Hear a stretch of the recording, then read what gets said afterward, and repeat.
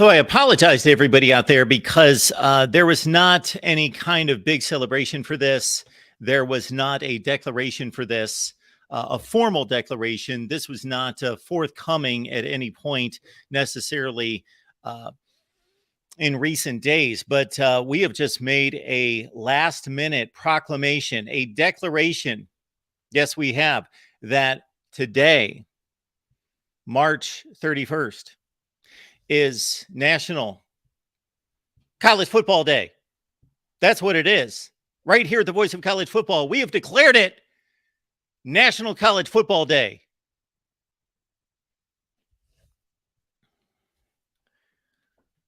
Wink, wink. All right, welcome into the Voice of College Football, everyone. Glad you could join us. We should soon have thousands on the line, so we appreciate you being here, talking college football with all of you. So we will talk about whatever you want to talk about, but we've got a few things to run through that we believe are important in this game we all love. In recent days, I have posted a series. It's a fun series, and I appreciate your feedback because the great majority of it has been, Mark, we love this series. We love what you're doing right here, breaking down the TV ratings for 2022. I may actually continue going back in time because I do understand it's only one season. I think that season is pretty credible. I truly believe, I do have some knowledge on this topic. I do truly believe that if we went back, not to 1940, there was no TV in 1940, Mark, 1970, 1990, not necessarily that far back, but the recent past, in the last 10 or 12 years, we would come up with this same conclusion. Please check out the videos. We have analyzed the 2022 college football TV ratings. Why did we do this? Well, because I think it's a really interesting topic. For one thing, I could talk college football or sports in general and TV ratings forever. That's one of the reasons why I got into sports television. I love that stuff. But in addition to that, it hit me one day this past week that with the Pac-12 struggling, seemingly struggling, scuffling to come up with some kind of workable TV media rights, or let's call them just media rights. Got to correct myself on that one. It's still primarily TV. That's where the money is still for the time being. That may not be the case in 3 or 4 or 5, 10 years. But for right now, the money is in television still. But they are media rights. They involve streaming. The NFL's in streaming now. So streaming is where it is right now and certainly in the future. So I got to correct myself on that. Media rights.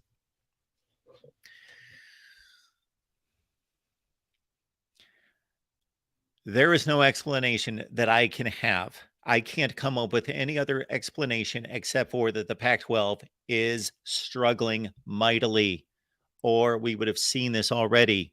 We have heard time and time again since the first of the year, since the conclusion of the last season, the first or second week of January, we have heard that a Pac-12 media rights deal is forthcoming. And here we are, one day removed from April Fool's Day, and maybe that's when the Pac-12 should release its deal, on April Fool's Day. Pac-12 fans, we love you. If you've watched me long enough, you know how to distinguish when there's a difference between me telling the truth and me rooting for certain things. So Pac-12, I want you to be strong. I want you to be relevant. I want you to continue forever until the last day we are playing college football on this planet. Pac-12, I want you to be strong and relevant and to exist. But there's a difference between what I want and what I'm reading, what I'm seeing, what I'm perceiving, what I'm projecting. And that doesn't mean I am projecting the doom of the Pac-12. But the further this goes down the line, the more it becomes obvious to anyone who understands negotiations that the Pac-12 is in a bad place. Now, they may prove me wrong, and that would be fine, and that would be great. Maybe we should all go in on a raffle right now and guess on what that media deal, what that final dollar amount is going to be. Closest to the 100,000 mark, meaning 26.7, 23.5. We should have a raffle on this one. And the closest wins a Voice of College Football t-shirt. Not good enough for you. A Voice of College Football top 25 that actually makes sense jacket. Now this is right now my personal favorite. This would be it right here. The top 25 that actually makes sense. Go to thevoiceofcollegefootball.com. Check out our merch. We'll leave the link in the chat. All right. I do believe we've got a call coming in. So before I get to some of our other news and notes, we will go to the lines. Man, we got Christian here to talk some college football with us. Christian, how you doing today? Man, it's the off season, but we got spring games around the corner, Mark, and we got people like you out there on YouTube, and I consider people like myself to keep us college football fans entertained. But the off season just seems like it's going by pretty quick. It seems like just yesterday, Georgia eviscerated and demolished TCU, but at the same time now we got guys committing, and you got recruiting going on, and you got spring games around the corner. So all's going pretty well. I was having a conversation with somebody the other day on a live stream, and 65-7 came out of my mouth, and I just had to stop for a second and think, and just it had to hit me again because I haven't thought about that game in so long. And we had a national championship game that finished 65-7. That still just startles me. When you think about this, Christian, just week to week in the college football regular season, how many games do we see 65-7? Like, how many 58-point games do we see even when Bama's playing Georgia Southern and Ohio State's playing Bowling Green?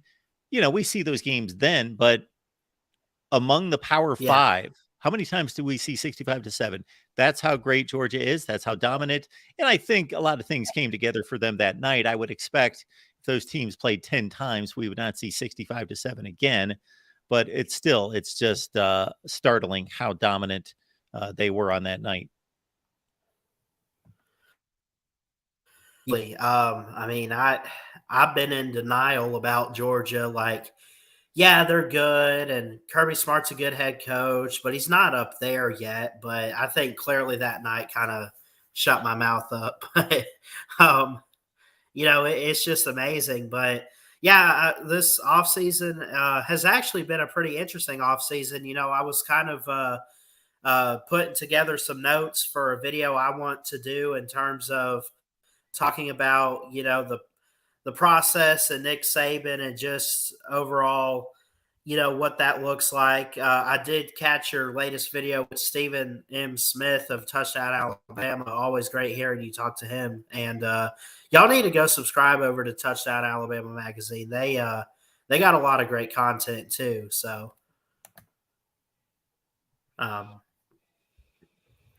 but yeah, I really didn't have much. I just, it's always great to talk to you. And I will say this, I did see where Michigan, did I see they got a 5-star back? What do you think that, or I guess a 4-star, but either way, it's a big pick. Number 35 overall, Jaden Davis. The way Michigan's recruiting, I know they haven't won a college football playoff game yet, but they keep going on that path. I think they're due to make a national championship someday. They are recruiting better than they have since I don't know when. I don't know when that would have been that they were recruiting this well.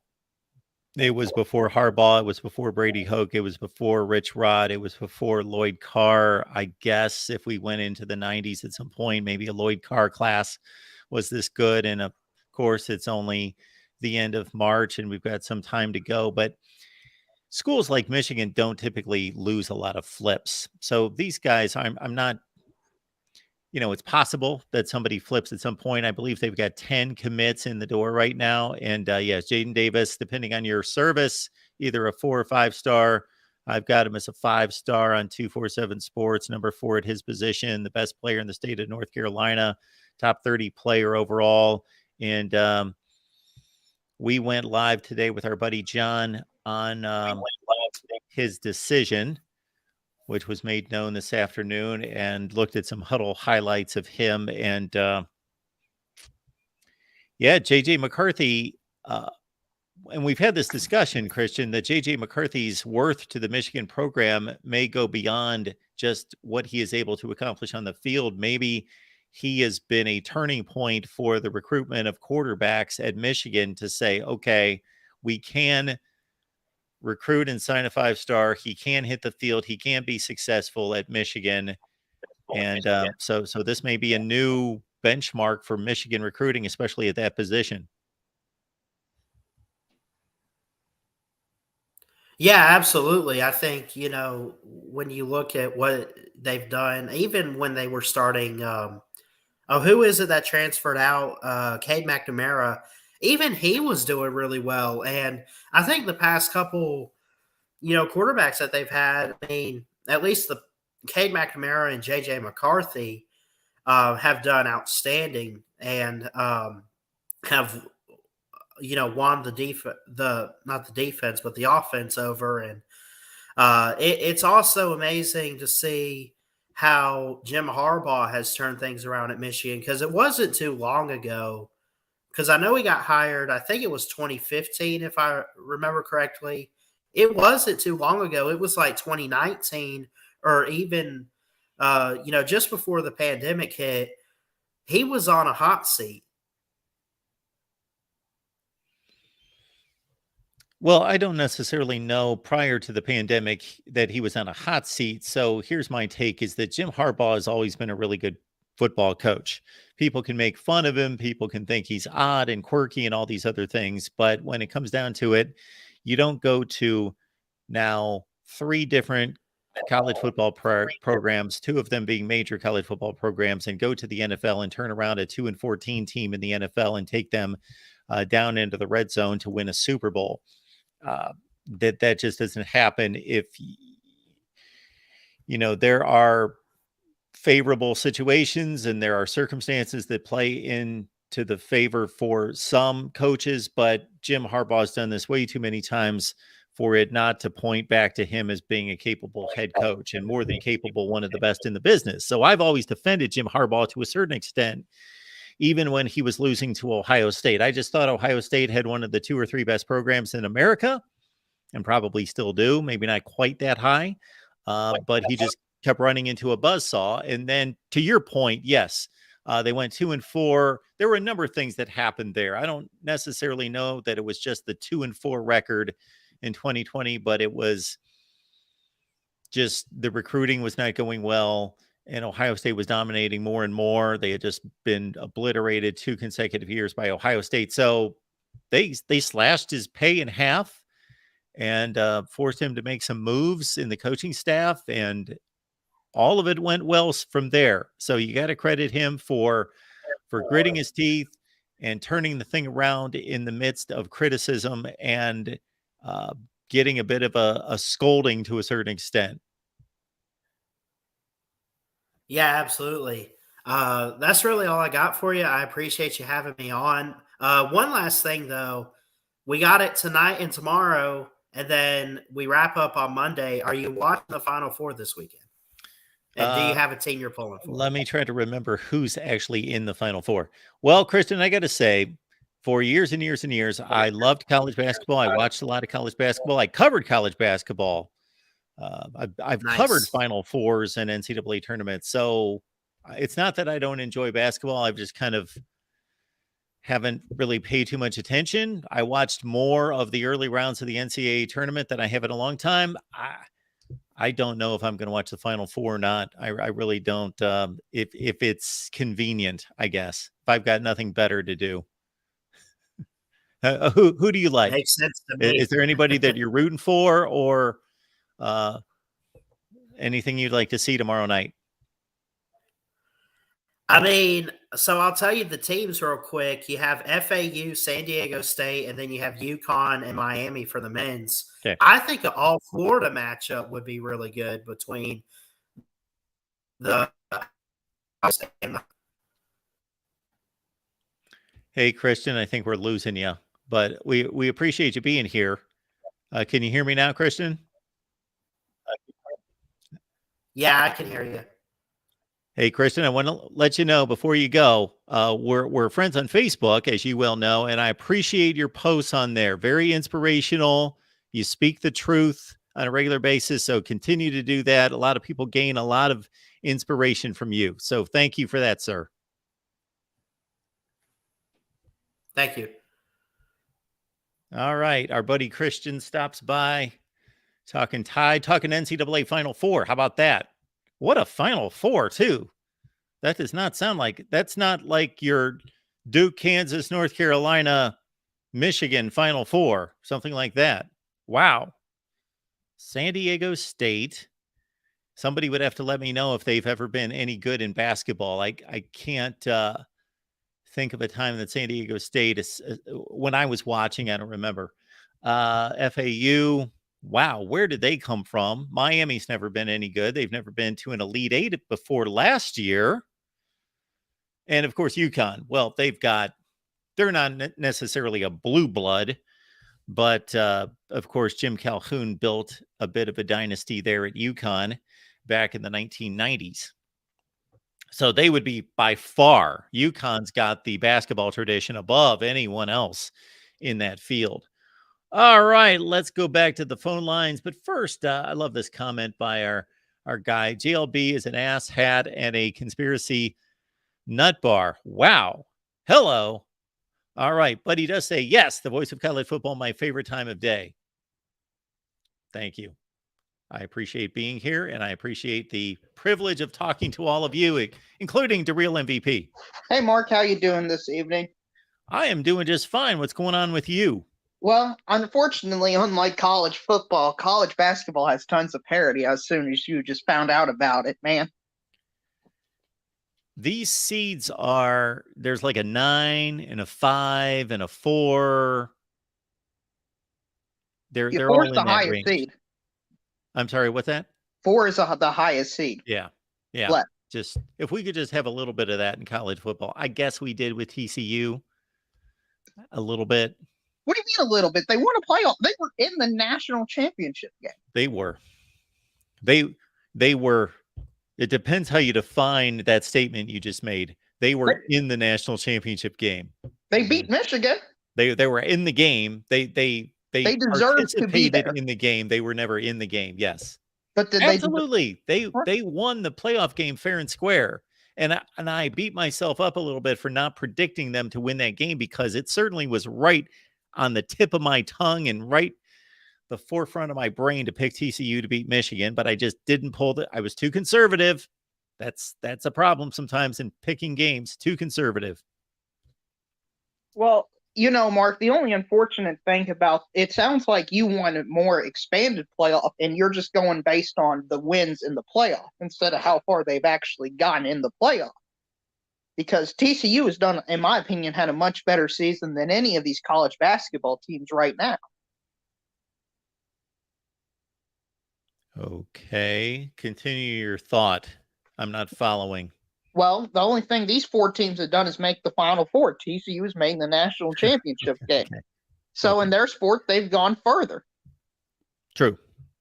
And TCU has had a much better overall record, and I would say they've had a tougher path than any of these basketball teams have had. I'm not sure how much you follow the basketball scene, Mark, but with it being so chaotic outside of San Diego State University, I wouldn't say any of them have been, gone through a tremendously difficult path. And if you do expand to 12, which will happen, you could have a case where maybe 1 year a 1 seed falls off and you're going to have a 9 seed or an 8 seed that goes 8-4, 9-3, make the semifinals, but then how valuable is the regular season at that point? It's all a give and take. So you've got an 8 or 9 seed winning their game against the other, and then they defeat the number 1 seed, which is not going to happen often, but that didn't happen. That could certainly happen. The 16 seed won in basketball, just for clarification. Well, I understand that. They won this year and they won 5 years ago, right? Against Virginia. Yeah, UMBC and FDU are the only teams to do it. So it's happened twice in like 160 games. Yes. Yes, I agree with you that I would not be shocked if a number 8 or 9 seed, whomever that would be, I know we've plugged in the teams this past season. Who would have been around that 8 or 9? It would have been Tennessee versus Kansas State. Okay. The winner of that game, Tennessee takes on, Tennessee takes on Georgia. Right. Sure. So anyway, yes, it's not out of the realm of possibility. And then they are thrust into the Final Four, but still that Final Four appearance, but the achievement of getting to the Final Four, but still being 2 wins away from a national championship is still monumental. Right. They're only halfway there. Yes. And especially I would feel bad because, eventually 1 year, somebody on the top ranked team in the country, their quarterback's going to go down with an injury during the last game of the season or during the bye week. What if something bad were to happen and their star player gets hurt? And it just completely devalues the regular season. I think that could happen, and one of these quote-unquote upsets could happen that way. All right, DeReal, what do you want out of all this? If you could become commissioner tomorrow, what is your playoff system? I like the +1. Oh, that's right. You do like the +1. I love the +1 from the standpoint that it would bring New Year's Day back to college football relevance. It would be phenomenal to watch on New Year's Day and know that all these teams are playing for their lives to get to a national championship game. The issue we have is trying to determine who survives New Year's Day to play in the national championship. If you go through history, sometimes it's easy, sometimes it's clear cut. Other years, it's a mess. Yeah, but isn't that part of the spectacle and entertaining aspect of the sport, it being a mess? I mean, I know you don't like it from an objective standpoint, but I think doing the +1 model rewards the separation that teams have gotten throughout the regular season more than a 12-team playoff system would. Oh, well, I will let you know that this is good for business to debate college football. And if it suddenly became clear cut, and if some mastermind could come up with a system that would make it clear cut, which I don't think can ever be possible because there's just too many teams and too few games played. It's not the NFL. That would be bad for business. So you're right. I benefit from the chaotic nature of college football. And there is an entertainment value there of the argument and the debate. It's great. Right. I think I would find it boring if every single year, team 1 and team 2, we got some mathematical formula and they're going to play for the national championship game. I would like the sense of, hey, in the third quarter of this, the Fiesta Bowl, Georgia's down 27-21 to Ohio State, and TCU's beating Michigan, so maybe Michigan, could play Ohio State for the national championship. Something chaotic like that, kind of like a March Madness type feel, where you got multiple games going on at the same time to figure out who's going to be playing the national championship game. I don't want multiple games going on at the same time. I want to be able to watch the games. But anyway, that's aside. But DeReal, am I not correct in saying that you have proposed a situation? I don't know if you have said this is your desire or proposal, or you just see us headed this way, where we do get to, let's see, where the NFL currently has 32 teams, college football gets to 32 teams, and then we can have a structured schedule playoff system, and there's little to debate. Can you repeat that by me one more time? Let's say somebody comes to a decision of what the 32 best programs in the country are. And they say they're playing separate from everyone else. This is the upper league. This is major college football. It's only these 32 teams. We divide them in divisions, just like the NFL. Therefore, because of the schedule being able to be more fair, balanced, and equitable, and more teams having to play other teams within the 32 teams, you're going to get exactly what you're talking about. And that's a reasonable playoff system with teams where there's little debate as to who earned it and who did not. And your conclusion is you've got a quote unquote Super Bowl national championship with two teams, and that takes most of the debate and chaos of it out of the way. Have you not said that whether you want this to happen or you see it happening? I see that happening. I see that being the future of the sport. Now, do I think it's the best thing for the sport? I don't think that's the best thing for the sport. But I see that's the direction it's going in. And I'm able to accept the reality of the situation. So let me ask you this, because I don't necessarily have an answer for this because I've never thought of it in this way myself. Why do you think college football is different in that we are okay, or a large portion of us are okay with chaos, debate, confusion, teams being left out that earned it or deserve it just as much, and everyone being okay because the debate is so good, versus the other sports are more clearly defined, and we seem to be okay with that too? Well, honestly, I think that just comes to a branding issue. Like the NFL has branded itself as a structured league, whereas every NCAA tournament that I'm aware of in postseason, they have this bracket-like formula. So I think that's just the main difference. I think you have a lot of overlap, but you've got separation of fans, and I think that one of the key separators is the chaos aspect in college that you don't see in the NFL.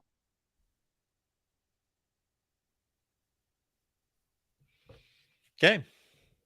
Well, I do like variety, and it's good that college football is not the NFL.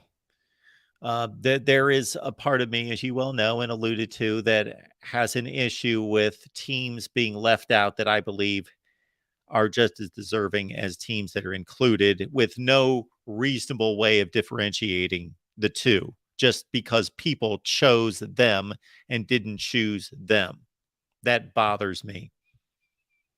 I understand that, but I think the reason college does it differently is if they were the exact same models, then why wouldn't people go to where the best athletes are over the inferior league? To me, that's the reason the XFL, the USFL, and stuff aren't as popular, because they have quote unquote inferior athletes. So you need something to differentiate your sport. And I think one of the best ways the NCAA has done it is through the postseason. Well, I think the way that this originated in terms of a debate was that you had very few games played. It was difficult to travel. I'm taking us back to the 19 teens, the 20s, the 30s. It's difficult to travel, so you stay close to home and you play teams in your backyard, and you have this regionalization of the sport. But then it becomes popular, and you see across the country, USC's 8-0. Oh, Michigan's 8-0. Alabama's 8-0. Wonder who the best team is. Well, they don't play. Let's take a poll. Let's have sports writers and people like that determine just for, and who knows what even the incentive for that was, whether they just wanted to drive probably newspaper sales, or they wanted to just make their writers more important to determine these things, or just there's a lot of incentive there. And probably it goes back to newspaper sales. And therefore, we start this system of comparing teams that never play. Right. And I'm not going as far back as saying I don't want any playoffs. I think, Mark, this may be crazy, but I think the national champion should be determined on the field and not by a bunch of writers or anything like that. But my point is how there's a point where I don't think it's effective and you're not actually determining the best team. You just want chaos. And I've understand in March Madness, it's just all about chaos. March Madness is probably the least effective system possible in determining a national champion, a legitimate national champion. Because does anybody think San Diego State University is one of the 4 best teams in the country? Or Miami? I don't think so. If you look at the whole season of work, I don't think there's any argument that they're anywhere near the 4 best teams. But in college football, with only a 12-team playoff, you are still, in my opinion, trying to determine who the best team is. Well, I don't think there's anywhere near enough 12 teams to determine for it to be effective. Hopefully that made some sort of sense. Yeah, well, I, again, covered and more so followed, was a fan of college basketball for a long, long time. And unless things have changed, this season is a huge aberration in regards to this Final Four, correct? Yes. Not just the seeding, but, it's one thing North Carolina gets in as a 5 seed or a 9 seed and they make it to the Final Four. People are like, okay, well, it's North Carolina, even though they were a 9 seed, and they did make a national they made the Final Four back in 2000 as like a 9 seed. So they made it last year's an 8. Well, there you go. And they lost a national championship game, correct? Yeah, to Kansas. Yeah. So, yeah, when it's North Carolina, that's different. When it's Duke, it's different. Kansas, etc. But it's FAU. It's San Diego State. So my point was going to be that basically, again, correct me if I'm wrong, unless this has changed mightily in the last 10 years, watching this tournament year after year, yeah, there are a lot of upsets, but there's so many games that these underdogs have to get through, is that the bracket generally makes sense at the end. It generally gets to a point where there's 2 1s and a 2 and a 4. Because while there are a number of teams that got upset, there's just too many top tier teams, and those lower tier teams that had a great day, they can't have 2 great days or 3 or 4 or 5. And you end up with maybe not the 2 best teams, because to your point, you would have to play like an NBA series to determine truly the teams that would earn it to get to a national championship game in college basketball. But you at least have typically 2 of the 5 best teams in the country, or 2 of the 8 best teams in the country playing in the national championship game. Yeah, that's exactly right. That's exactly right. Until this year, for example, there had been at least 1 seed make the Elite 8. So that shows that there's been some general stability. But in college football, if you want to go down the March Madness route where you want chaos and you want massive upsets, that's fine. Just keep expanding it. But we're at the point where I think people want a objective national champion. And with 12 teams, I don't think there are 12 teams that can compete for an objective national champion. But you're not concerned with that, because you don't believe you believe, let's say college football stays exactly the same for the next 10 years in regards to who the elites are. You believe Georgia and Alabama and Ohio State and whoever else you want to throw in there, very few, are going to just dominate the sport. And basically the playoffs just going to be a waste of time. Yes. Yes.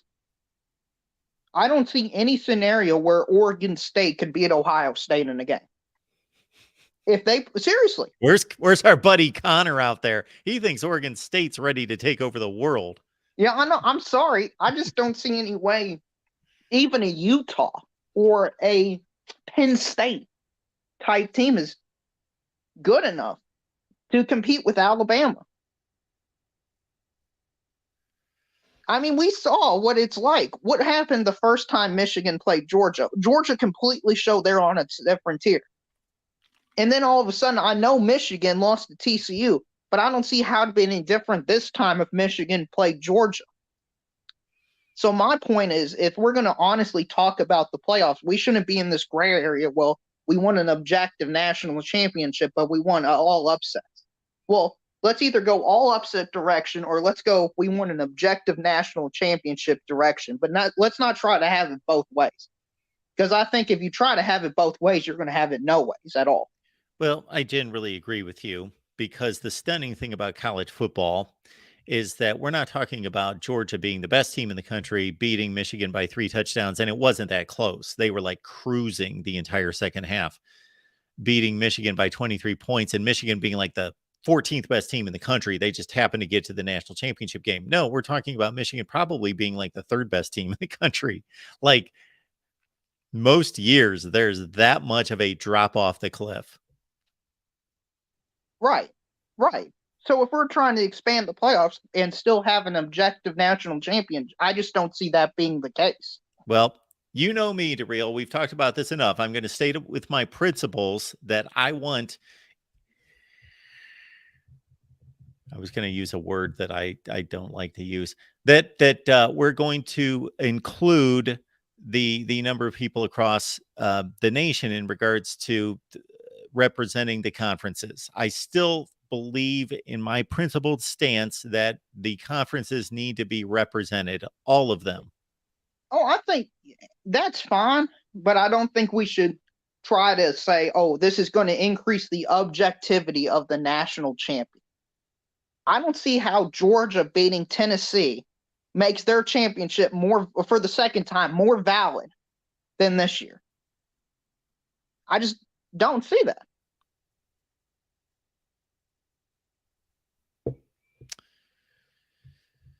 All right. Anything else DeReal? No, I think that's all I got for you. It's always fun talking about the college football playoff, and absolutely. I really like how you've got the SEC show with the sportscasters coming on. I think that's a good thing you got going over there. Yeah, so keep it up. I appreciate that, and we will try to get some more media folks in for that. All right, DeReal, appreciate you being here. Yeah, no problem. Our guy, DeReal MVP, appreciate him as always. We have left the link in the chat. Please call the show. I will leave it here again. It's probably been buried about 283 messages ago. Oh, man. Elvis Nation's here. Brent, great to see you. Hope you're still here. And we appreciate you stopping by. And I had the great honor, because of a donation, that I was able to submit 4 songs for the Elvis Nation show that just aired, I believe, maybe today or yesterday. It was just here in the last couple of days. And so my 4 requests were granted. And no, you will not be able to guess those 4 songs. I guarantee it. If anyone guessed those 4 songs without going to that particular show and listening to my requests, then I don't know what I would give you, $100.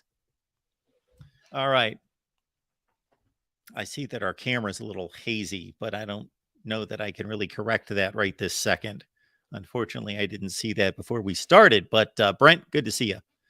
And it's great to see everybody else here. And again, my special thanks today to John Diadamo, because he initiated the Jaden Davis Decision Day live stream. And so he went live. It was a tremendous success, both here and on the Michigan, Clemson, and Ohio State channels. Well, I'm thinking it was less of a success on the Ohio State and Clemson channels.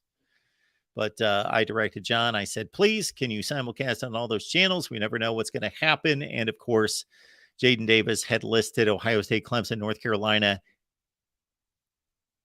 Michigan, who am I missing? Tennessee as his 5 finalists and Jaden Davis. Big victory for Jim Harbaugh and the Maize and Blue today, as the victories are coming fast and furious for one Jim Harbaugh and the Maize and Blue. Jaden Davis, 28th rated player in the nation at 6.5, not quite 6'1", 202, out of Charlotte, North Carolina.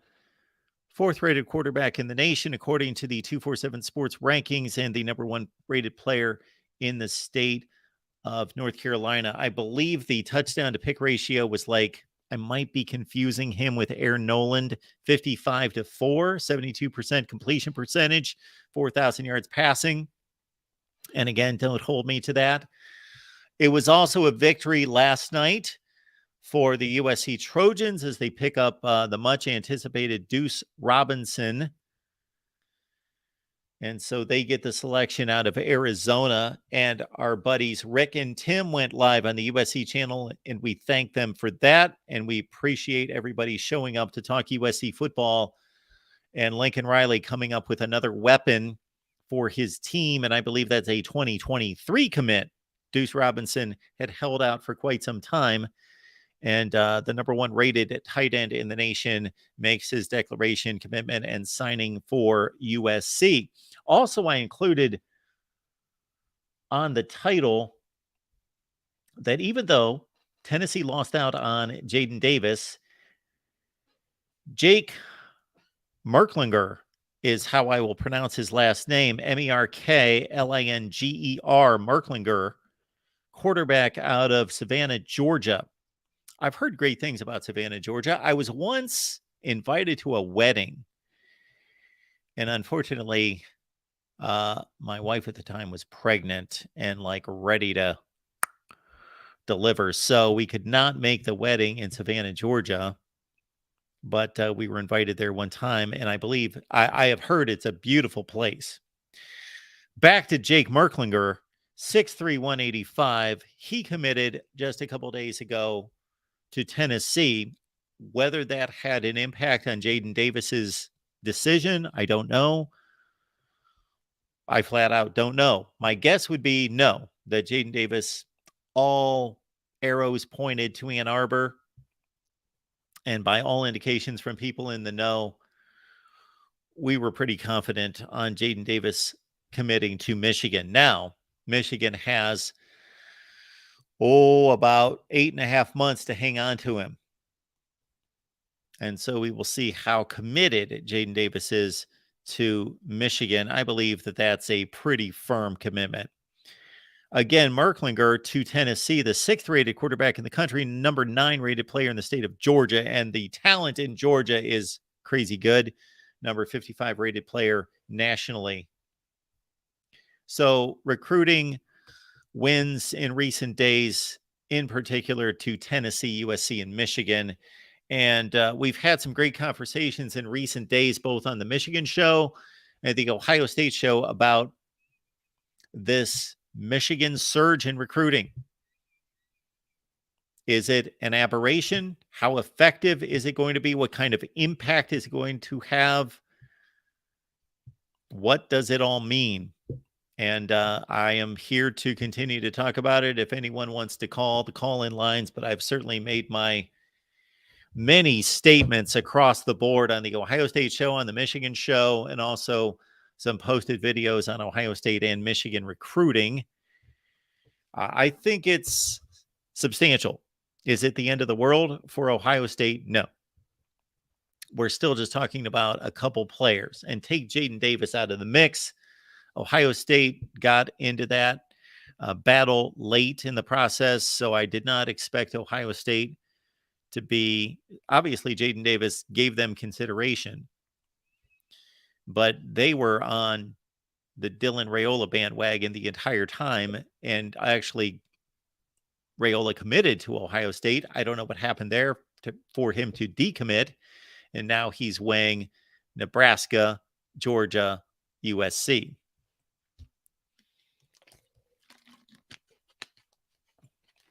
So check out our last Michigan show and the Ohio State show, because I think we had some really good conversations. The last 2 Ohio State shows and the last Michigan show, we've had some really good conversations concerning a dynamic that we've not seen for years.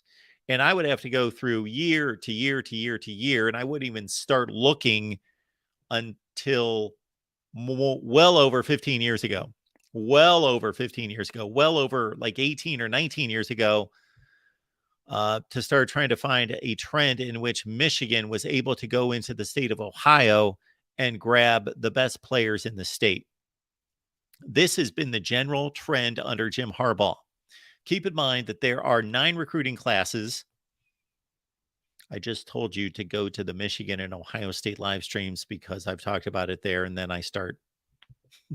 I'll give you the analysis right here. Jim Harbaugh, 9 recruiting classes leading into this one since he took the Michigan job. He has never signed a player ranked higher than number 10 in the state of Ohio. In the last 6 recruiting classes, he signed 11 players. They all ranked between 10 and 33 in the state of Ohio. Ohio, on the other hand, Ohio State didn't even want those particular players that we're talking about in the previous recruiting classes, because if you look at the top 7 to 8 to 9 players in the state of Ohio, it's now become a state that consistently produces just about 7 to 9 4 and 5 stars. And you can see it repeated year after year after year after year after year. Ohio State heavy on the top 7 or 8 players in the state of Ohio. And then their interest past that might be just, let's grab a program player here. We project this guy to be a backup linebacker and play on special teams. Not a whole lot after the 8th to 9th rated players in the state of Ohio in terms of interest from Ohio State. To the point where in the previous class in 2023, Ohio State signed 7 of the top 8 players in the state of Ohio. And then, so this particular season, we've got in this recruiting class, we've got the number 3 player in the state committed to Michigan. We've got the number 4 player in the state leaning heavily to Michigan. And we also, I find this curious. Maybe the Buckeyes will pick up on this. I would love to know what's going on between their ears concerning a school in Michigan that has produced the best offensive line in the country based on the Joe Mora Award. I don't necessarily agree with that completely, but they've had one of the 3 or 4 best offensive lines in the country the past couple seasons, if not the best. And for example, in this particular recruiting class, they went and got what I think are the 13th and the 15th rated players in the state of Ohio. Their interior offensive linemen. Well, I think one's inside and one's an offensive tackle. And Ohio State apparently is not recruiting those players. So I understand if Ohio State's focused on elite talent and Michigan's a rung below, that you're going to have that disconnect.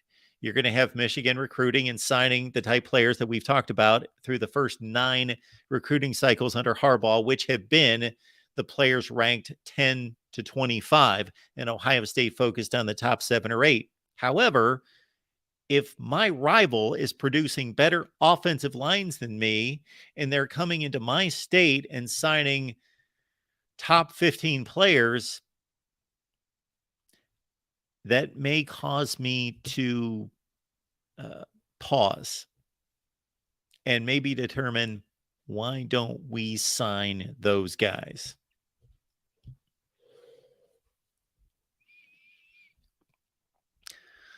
Love all the comments in the chat. Appreciate you all being here. I want to give some special shout outs again today. For as much as I hate that term, I have adopted it because I don't know what else to call this. But we ramped up our YouTube memberships just here in the last 2 weeks, I would say. And I believe we've got 10 YouTube memberships. And I don't want to miss anyone because I built this banner. It's been a while since we built this banner with our thank yous going out to Dan Beast Media, Tim Prangley, Joey Foster, Badger, Bournemouth, Jason O, and DS. Yes, that's an old banner. Unfortunately, we've not updated it. However,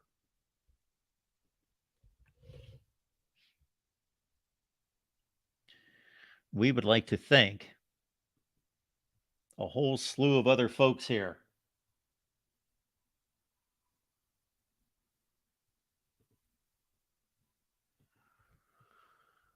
Our memberships. What do we got? Mike G. Mike, are you watching? We hope that you are. Thank you so much. We will get your name on the banner here soon. Thank you for that. Erica has joined. Thank you, Erica. We appreciate your contribution. Appreciate you being here.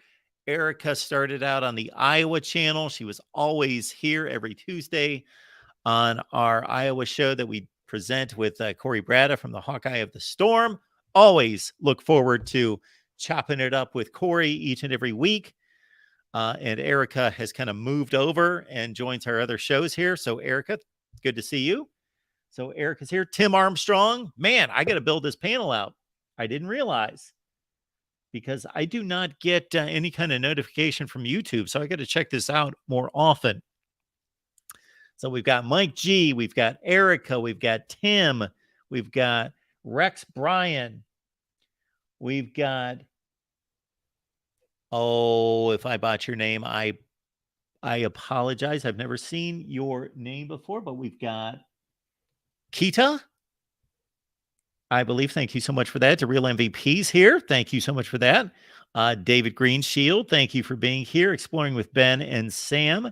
We got Jason Moose. We've got John. We've got a Dan Beast Media, as I mentioned before. Tim and Joey Foster, along with Badger and Bournemouth. We see right there on the banner, as well as Jason O and DS. Thank you so much for your YouTube membership and your contribution. And you obviously know from signing up what your benefits are there. And so please use them. If you've got any questions, you got any requests, I'm here. Please let me know. And then in addition to that,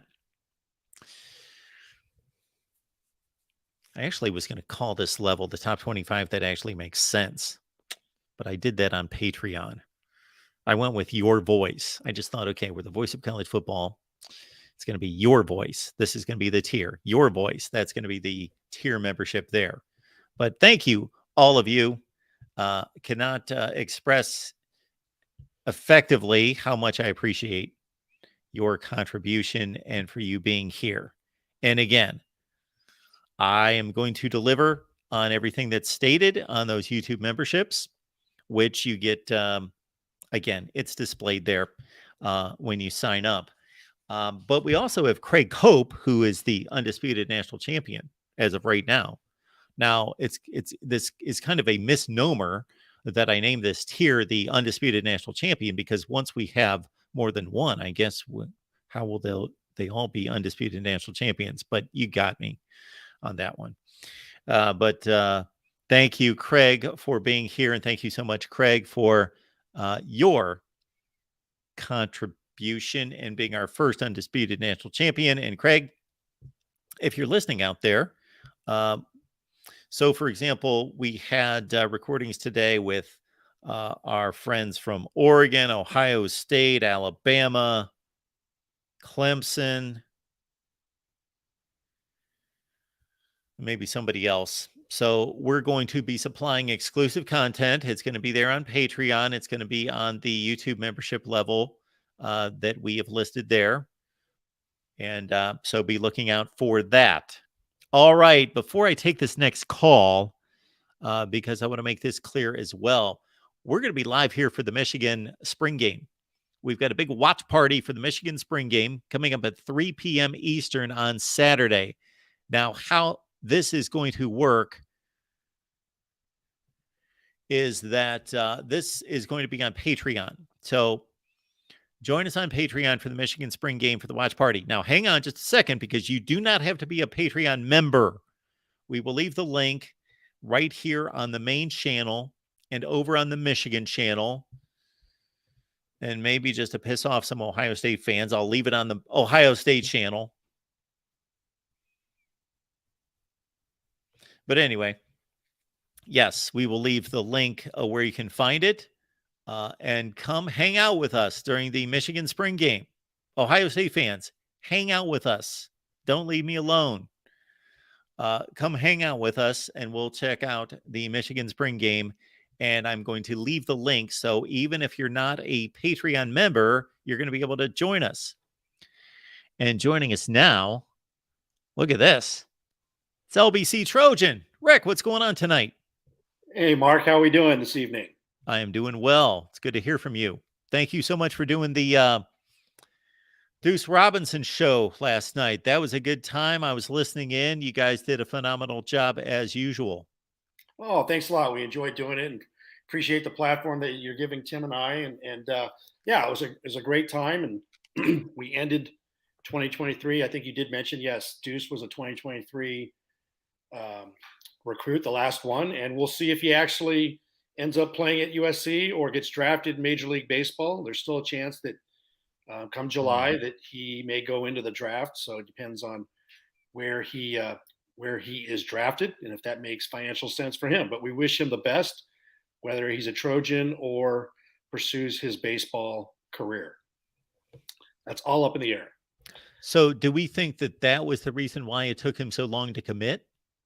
Yeah, well, that's supposedly one of the reasons, yes, is that he was getting evaluations from Major League Baseball teams. That's why he pushed it back to the latest possible date, because you have to be signed by, I believe it was April 1st. And so he's taking his time. He can afford to do that. And so we'll see if he decides to enroll at SC or go Major League Baseball. So good luck to him, whatever he decides to do. He's got a bright future. Absolutely.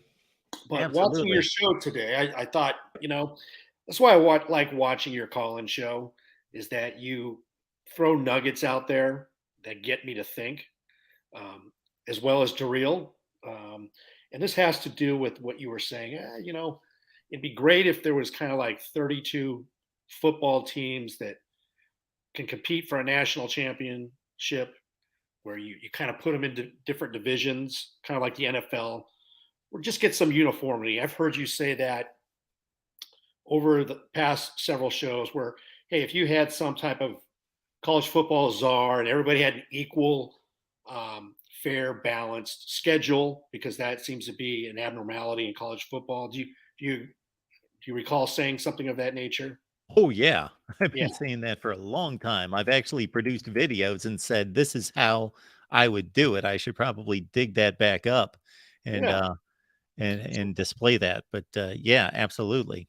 So that got me to thinking, okay, well, hey, we had 32 teams. How would you pick the 32 teams?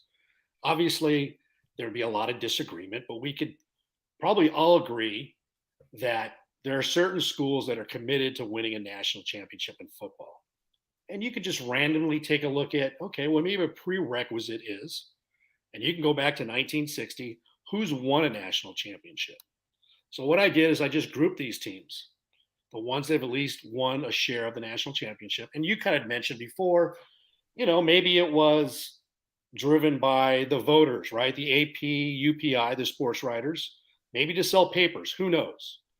The game has evolved, and whether we like it or not, and you would know this more than anybody, Mark, is that ESPN, Fox, CBS, NBC, I think they call it inventory, but they want to go ahead and put on the best teams at the best TV windows to make the most ad revenue and make it a win-win, right?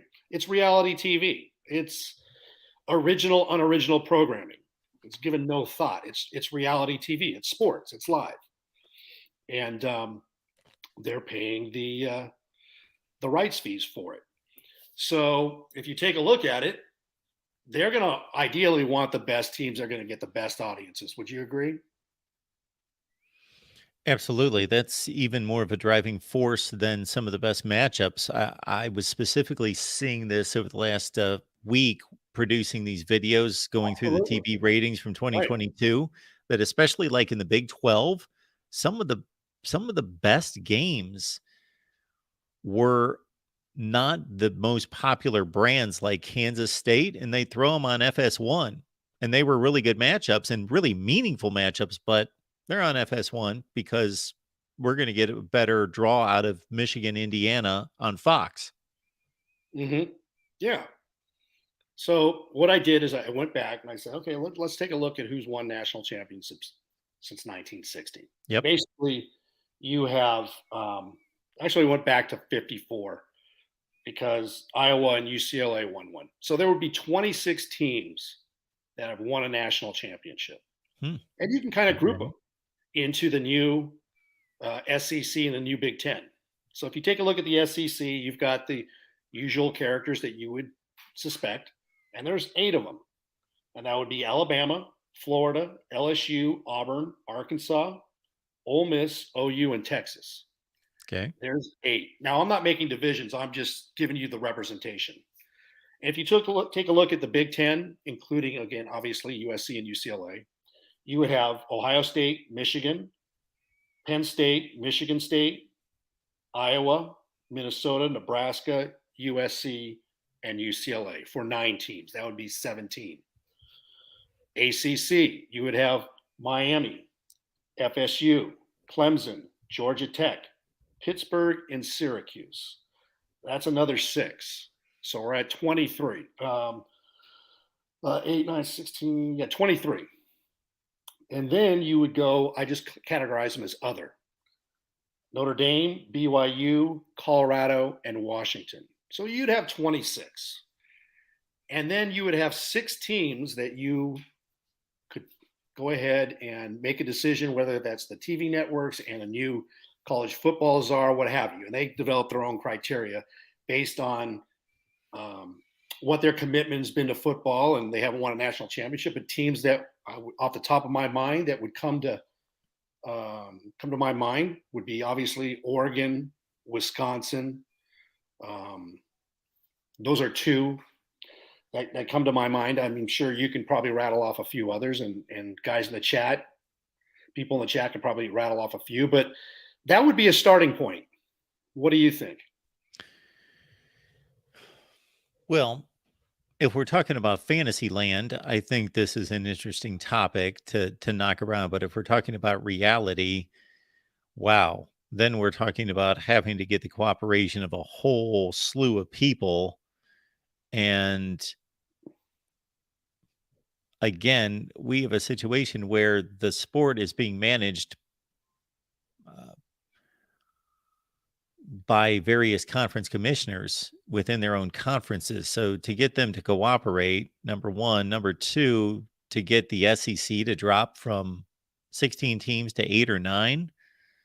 Oh, no. It would be basically the SEC would remain the SEC. It's just these teams would be designated as eligible for the national championship. It's kind of like the other ones. Hey, you haven't won one. TV really doesn't deem you as being worthy, but you can still play your schedule and play for a bowl game. I'm just kind of going off of what DeReal was saying is, hey, there's some teams out there that don't make sense, that we shouldn't have a 12-team tournament, that you're watering down the regular season. So it's not a question of, because it is fantasy land, right? But it's not a question of changing the conferences. It's just designating that these are the teams that are eligible for a national championship. So what happens if Missouri goes undefeated in the SEC? Well, that's a great question. I had thought about that.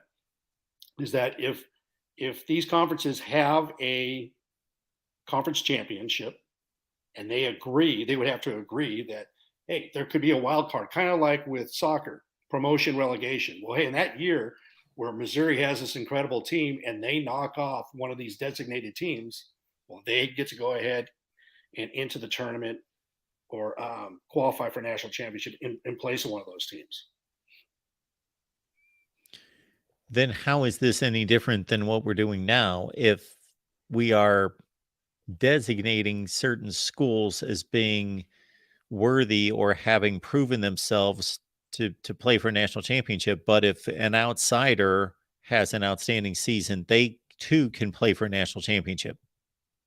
Well, you can make it that the way they can do that is that they qualify out of their conference, right? But if they don't, those other years they go to a regular bowl game. So it's kind of like promotion relegation for that year. And then the very next year, Missouri goes back to being a non-eligible possible national champion. Yeah, it's a national championship tournament, but you're playing with teams that are designated by a college football czar, the TV networks, and teams that have won a national championship.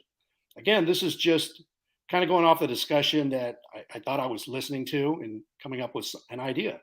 As crazy as it might seem, but that's kind of how things happen. You got to kick them around. Well, I do think that programs that are relevant today versus what was going on in 1954 aren't necessarily the same. You know, Syracuse comes to mind as not necessarily the same program today than they were 5 or 6 decades ago. I agree. I would agree with you, but you have to come up with some type of working list. Why not? And then you, like you say, you can go ahead and whoever this committee or a czar or the TV networks, they can evaluate and shorten that list, right? Because like you said, that was a different generation. You know, same thing with UCLA. That was a different generation, and Iowa for that matter. You could take those 3 off, and you could have that would give you your list of 23 teams.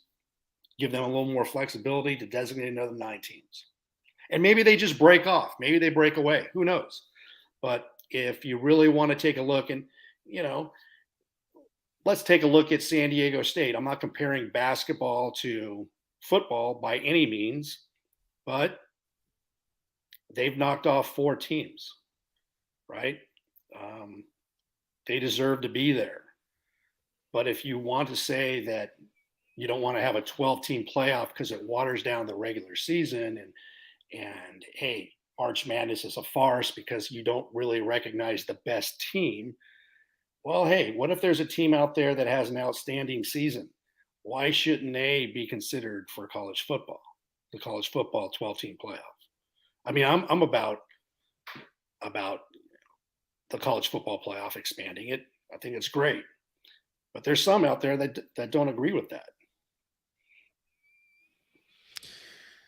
So I guess what I'm struggling with is I don't know that counting national championships is actually an indicator of who's trying to win national championships. Well, see, and that's going to be the biggest, and I agree with you, Mark. That's going to be the biggest problem. I'm just throwing out an example here, but how do you actually come up with 32 teams? Yeah, well, yeah. I don't want them to come up, whoever them is, I don't want them to come up with 32 teams. I was just basically countering something that DeReal was stating about where this might be headed, or trying to clarify whether this is where he wanted this to be headed, to negate those teams that don't seem to be as invested in winning a national championship. They're just in it for the, and obviously all of them pour a ton of money into it. They recruit players. I would never question the coaches and the players' incentive in winning. I think they're trying just as hard at Indiana as they are Alabama. And before somebody jumps on me for that, I'm talking about the players and the guys on the coaching staff. Absolutely. I'm not going to in any way, I don't know that for sure, but it wouldn't surprise me if they're working just as hard, watching just as much film, lifting just as much weight, all of that. Well, they're not lifting as much weight, but they're attempting to. The problem is the administration and the athletic department deeming, okay, well, it's probably not a good investment for us to go full throttle on this. We're Indiana. We don't have great high school football talent here. We can continue to compete in this great conference, win 5 or 6 games, hopefully get to a bowl game because that kind of looks good. And other than that, just collect our paycheck. And that's, we just don't want to get embarrassed. And that seems to be the way a lot of these administrations are handling football. Yeah, and you brought up another good point. You said, as you were talking about the evolution of college football and how you had a Michigan that was 8-0, a USC 8-0, Alabama 8-0, and you had these sports writers and you had polls, and it kind of evolved and it moved on to to television, and then you were able to get to see these teams, and then they would play in the bowls, and you'd see who the best was. Well, it's do you remember saying that earlier in the show? Absolutely. Yeah. So we're kind of moving into that same situation with this latest wave of realignment, where you're having two super conferences, and those super conferences are maximizing the linear TV windows. So you're going to be really, you know, the eyeballs are going to be watching those games are going to influence the sports writers, the bloggers, people on YouTube, and those are going to be the ones, the teams, whether they're 9-3 or 8-4, are going to get a little bit more love than the teams that we don't ever see that are maybe on streaming or on ESPNU, but they might have a really good team, like you'd mentioned, right? Like in Indiana, who knows? But there might be a team in the ACC that's really, really good, but maybe they're not considered because nobody's really seen them or heard about them. Or we start talking about strength of schedule. And so it's kind of ironic how maybe with the lack of eyeballs, a team gets overlooked. Can you see that possibly happening? Well, I think it already happens, but we just don't come to the conclusion. So, my example would be the first one that comes to mind is Wake Forest. So, there have been a couple seasons, one in particular about 2 years ago, yes, when they made the ACC championship game, in which at one point in the season, Wake Forest was like 8-0. And I didn't anticipate Wake Forest finishing off the schedule. And of course, they didn't. Their schedule was backloaded. They played extremely easy non-conference games. The ACC is not the toughest schedule in the country, and so they were able to navigate through 8 games. They were a good team, but not that good, and everyone knew it. But there was theoretically the possibility that they could run the table, and they were still being completely dismissed. That even if they won the ACC and were undefeated, well, they're really not that good. They're not going to be given an opportunity. Now, but I haven't seen that completely play out to the nth degree. We saw Cincinnati a couple of years ago be given, or I shouldn't say really be given, they earned a playoff spot based on doing everything that they possibly can, even though they played an extremely weak schedule. They fell into the perfect situation, as you well know, Rick. They got to play Notre Dame, a game that had been scheduled for 10 years. In no way in hell did Cincinnati 10 years earlier forecast or foresee that they were scheduling a game with Notre Dame to play for a college football playoff appearance. They were just scheduling Notre Dame to make money.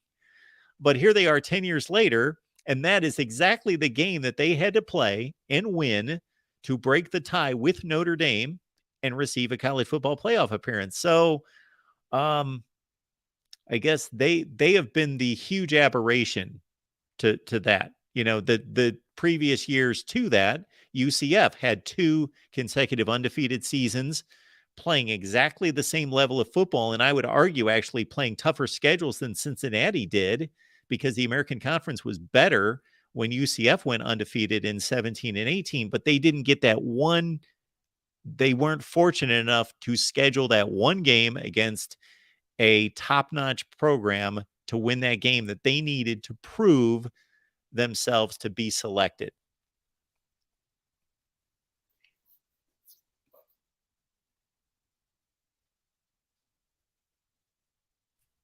You with us, Rick? Yeah. No, I totally agree. And that's the beauty of college football, because like you outlined, Cincinnati scheduled that game with Notre Dame years previous, but it was the perfect storm. And that happens so many times in college football, where the unthinkable happens, right? And which we love that as college football fans because a lot of people root for the underdog and they get a great season and they want the opportunity. I mean, remember when Boise State knocked off Oklahoma? That was a crazy game. Everybody knew that Oklahoma was the better team, and Boise State didn't play in a great conference, but they got their one opportunity, and for whatever reason, they made it happen and they won, and they had a memorable season. Well, to further answer your question, Rick, you're reminding me that right around that time, just a few seasons later, there was a season in which TCU and Boise State went undefeated. But because there were other teams in the way in the Power Five, there was no way that those two were going to get selected to play for a national championship. So they went off and they played in the Poinsettia Bowl, or it might have been the Fiesta Bowl. One time they played in the Poinsettia Bowl. Anyway, they played in a game that did not count for the national championship, and there was a TCU team that played in the Rose Bowl. Well, they played a 2-loss Wisconsin team, while 2 other teams, Oregon and Auburn, played for the national championship. So we have a lot of examples of what you had just posed, and that's teams that are going to be disregarded, at least under other systems, even though they won all their games, and not be given an opportunity to win a national championship. Well, and that's what I see happening, possibly. Let's take a look at the 12-team playoff. You have the 6 automatic qualifiers, and then you got 6 at large. Okay. And so, there could be a team from, call it the Big 12, the Pac-10, the ACC. That's the second best team that had an outstanding season. And they could get overlooked. I'm not even talking about the group of 5 teams, obviously. But, you have those 6 champions. You put a Notre Dame in there, there's 7. And the SEC gets in 3 more. That's 10. And you've got the Big 10 rallying for 2 more. So take a look at it. And who's going to have the most eyeballs? The SEC and the Big 10. So you'll come to a situation and you'll say, well, geez, that's not fair, but it is what it is. But this team had a great season, but nobody saw them. And why would you really want to put them in there? Because you're going to get more eyeballs from a Big 10 or an SEC team, and they're more deserving because their strength of schedule is a lot harder, and they play in a great conference, and they get more NFL draft picks. And, they've been doing this for years. And you know what I'm saying? The rhetoric comes out from whoever you're trying to defend. And so ultimately, the small guy who has a great season is not going to get an opportunity. It's going to happen. You know it, and I know it. But we do know, number one, that team that you're talking about is going to be a second-place team. We have eliminated the playoff committee, to their credit, has eliminated the possibility of a team winning a conference and being left out. So that's no longer going to happen. But that second place team could be 11-1.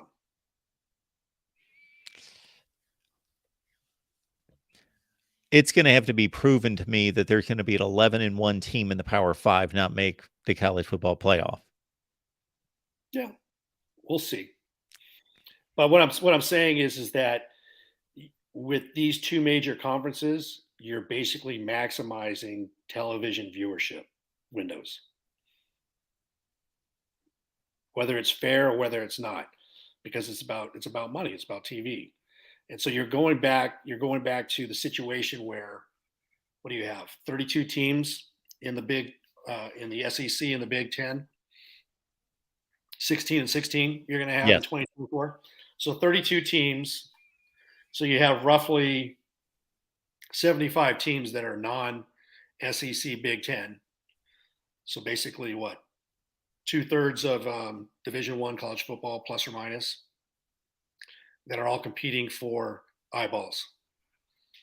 And you've laid out the numbers tremendously in your latest series, right?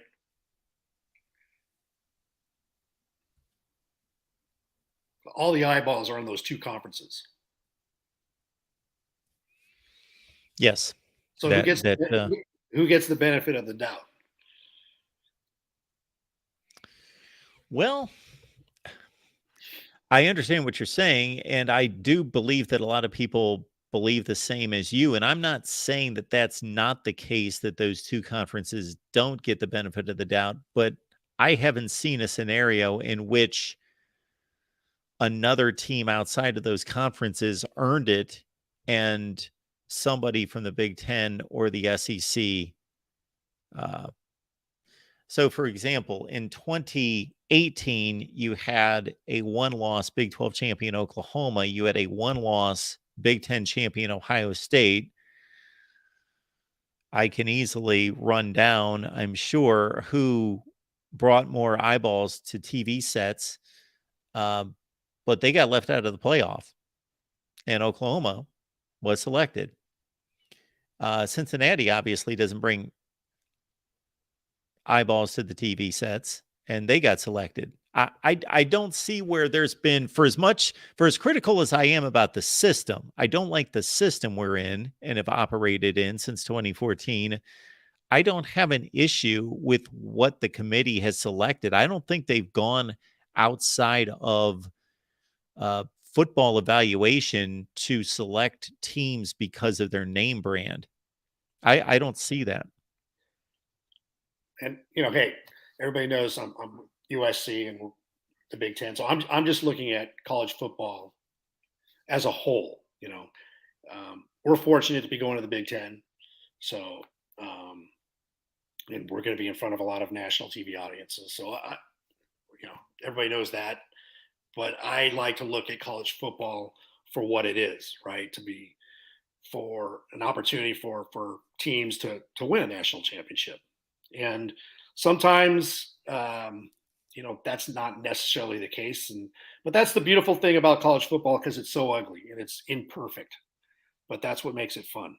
But Mark, always a great time. I've taken way too much of your time, but you and your viewers, your callers, you get me to thinking. And that's what's the great thing about your channel, that you have as much time and passion for college football as a lot of us out there. And we thank you for your time. Appreciate it. Thank you, Rick. Appreciate you being here. Right. Our guy Rick and Tim, they get together every Sunday night at 8 Eastern, 5 where it counts there on the West Coast, to talk USC football. So please join them again. That's every Sunday night at 8 Eastern, 5 Pacific. And you got to catch their live stream from last night with the Deuce Robinson decision announcement. And they just chopped up USC football as only they can. Our buddy Jason Moose is here, and he's happy about Michigan's commitment today from one Jaden Davis. Jaden Davis, boom, from Jason Moose. All right. Thank you so much for that, Jason. All right. I will leave the link back here in the chat, and we will move on to another topic. I started off with recruiting with Tennessee, USC, and also, of course, Michigan picking up big commitments here in the last day or two. And then the narrative that Michigan has surpassed Ohio State in recruiting. Let's have that discussion in about 9 months. I don't know. I think that there are certain reasons to believe that that's taking place, and that Michigan is benefiting from its back-to-back Big Ten championships. And I think there are other indicators that would say, let's pump the brakes. These are not aberrations for Michigan, but Ohio State's just going to go ahead and match those commitments and those eventual signings with other just as talented, if not more talented players. We shall see. We will keep it going right here at the Voice of College Football, and we are honored, pleased, overjoyed to be joined by Conor. Conor, what's going on tonight? It's been a while. Appreciate you being here. What's going on? Yes, sir. Yeah, not much. I'm getting over a little stomach thing. It's all good though. Oh, that's not fun. Yeah, the old out of both ends scenario. I will say I'm sliding right past that comment, Conor. So I will say that there are many times that you comment in the chat, and certainly we have our disagreements. I get people fired up. Pardon me? I get people fired up. You get people fired up. It appears as though sometimes I get you fired up. and it goes in all directions. And then I wonder, man, it would be great to get Conor on here after he just disagreed with whatever I had just said. I'll try to pull back in the memory bank, but the first one I guess would be DeReal's saying that Oregon State could never beat Ohio State. In 2017, Jonathan Smith's first game was in the Shoe. If our first game this year was in Corvallis, a home-and-home series, which y'all did not give to us, we would fare pretty Who's well. y'all? Well, not you don't work for Ohio State. I just No, mean I the don't. Ohio State No. administration. Okay, go ahead. No, I just think the players he had in 2017 in the Shoe were 2 stars, and Sure. they weren't even in their right positions. You have a gripe with the real MVP, not with me. Well, I have a conspiracy theory that he's Kevin from your Kentucky show. I was going to say, where are we going there? Kevin. Well, yeah. Yes. No, I know. Our I'm buddy all over Kevin the place. McGuffey from the Kentucky show. Why would he be arguing in favor of Ohio State then? No, I'm saying, oh. Yeah, well, I think it's like his ghost account. Maybe it's his alter ego, DeReal is. Oh, I man. gotta We stop don't there. need an alter ego of the real MVP. But Conor, here's where I stand on that. Okay. And all due respect, I don't pull any punches, but I respect everyone, especially I respect you certainly as a great college football fan, and not just a college football fan, a knowledgeable college football fan. That, of course, there's no comparison between the two programs. If we're just talking about two programs. But if we're talking about staffs, pardon me? I could compare our coaching staffs. Conor, you're not going to compare Oregon State and Ohio State as football programs, are you? No, I was going to compare Okay. Jonathan Smith and Ryan Day. Okay, you can go ahead and do that. But before you get there, let me finish my point. Just because two programs aren't comparable, that doesn't mean one program can't defeat the other program. We have dozens of examples of that every year where a inferior program will, and I'm not calling Oregon State inferior, but inferior to another program, pulls off an upset. It happens all the time. So Oregon State is absolutely capable of defeating Ohio State. Yeah, and I don't want to get into the weeds on that. I think I want to back the pack for a second, and talk about this whole realignment thing in general, because I think it was Josh Pate who said this, but like all us fans playing commissioner right now, I think is destroying our sport, because big media now thinks that this is what we want, that we want this pro model because we're all, we have such access to it. I wish we would just take a step back and watch, because I don't think that deep down that's what we want, but it is fun to play realignment, commissioner, whatever, what LBC just did.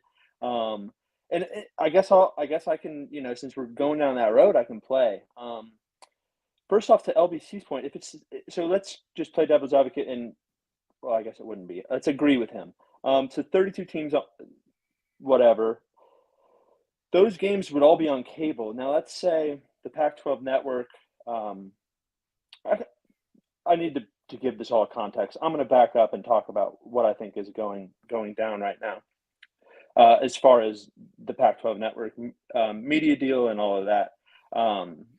So do you remember? I think ESPN pretty much is trying to give us the Big East treatment, right? They're kind of stepping away.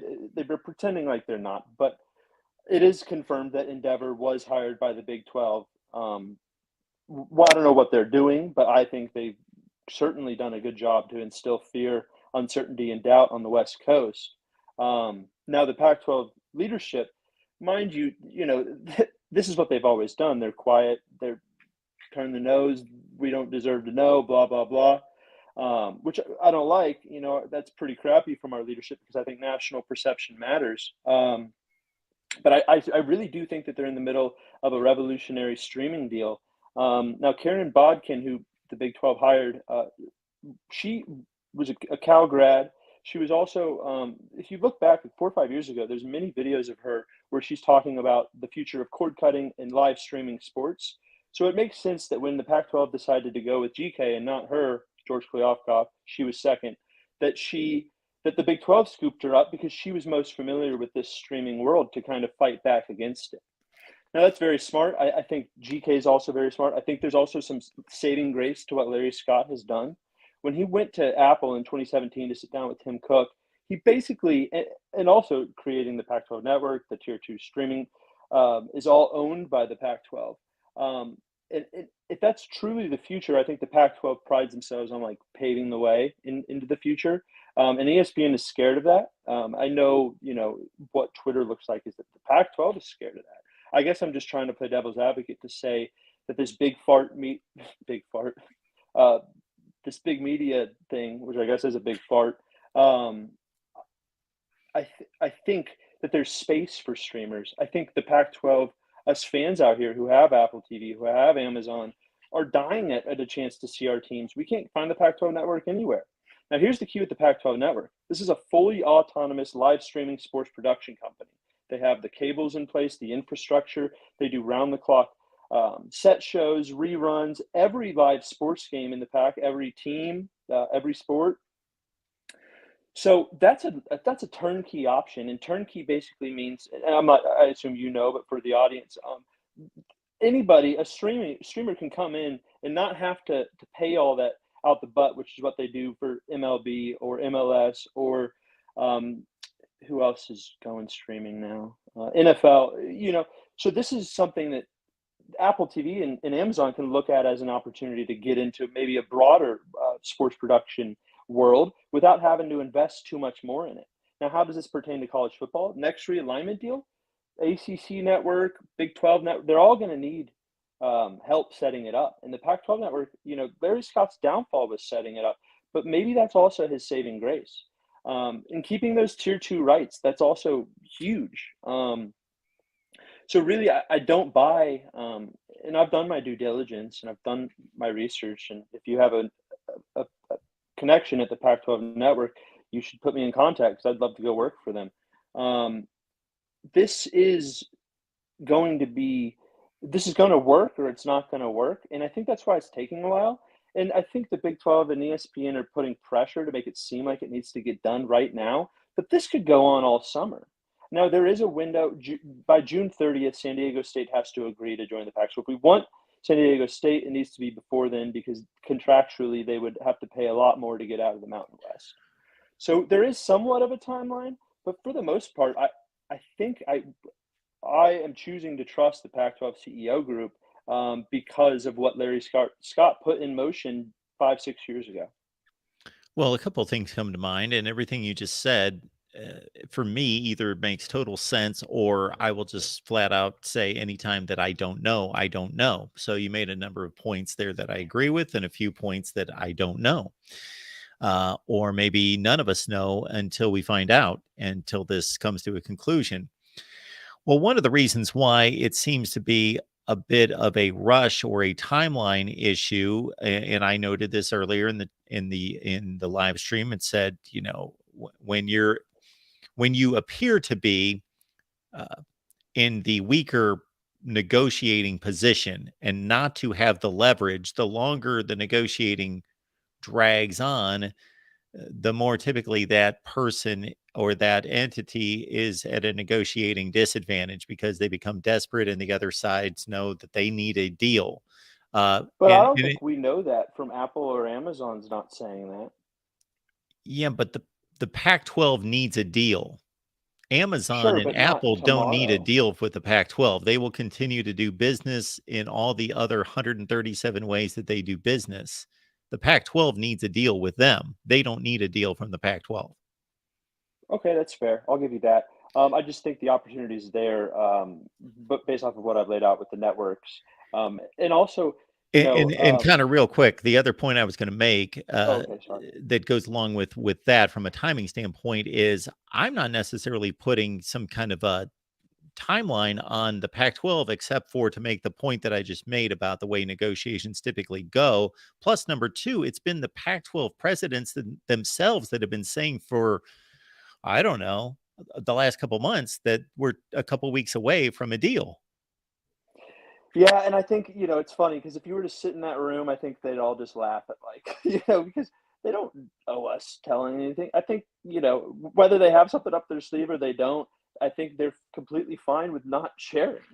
That's not the MO of the Pac-12. So I've known that for a long time. And so when I see all this from the Big 12, like all this uncertainty, essentially PR campaign, I'm not, I'm on the forefront of the back of the pack train, because West Coast football out here, it matters. And like, listen up, like, I'll go on a little rant here for a second, but national perception matters.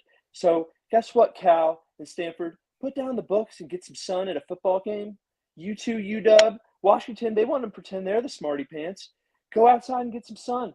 Oh, wait, it'll be rain, though. Wazoo, Utah, the Beavs, those are the fans that have been holding the pack together. Shout out Utah's athletic director, who completely shut down Dennis Dodd for every Monday on the dot, week after week. Oh, the Four Corners schools are talking to the one tweet from the AD at Utah shut all that down. Give me a break. So Utah's been doing their thing. These are the Oregon, for the yucks who are not the millennials who grew up and because they liked the unis and they played with them on NCAA football. The real Oregon fans know what's up. Regionality matters. Let's actually realize that playing in the Big 12 means trips to Lubbock, Texas, and Ames, Iowa. Now, no offense to those places, but would you rather vacation in – I won't even go there. It's just obvious for me. And then about this whole Four Corners things, whatever. It's not even the Four Corners, first off. The fourth corner is New Mexico. So if they want New Mexico and New Mexico State, they can pick them up. But here's my key point. That means the most. Let's say Big 12 does make a couple more a year.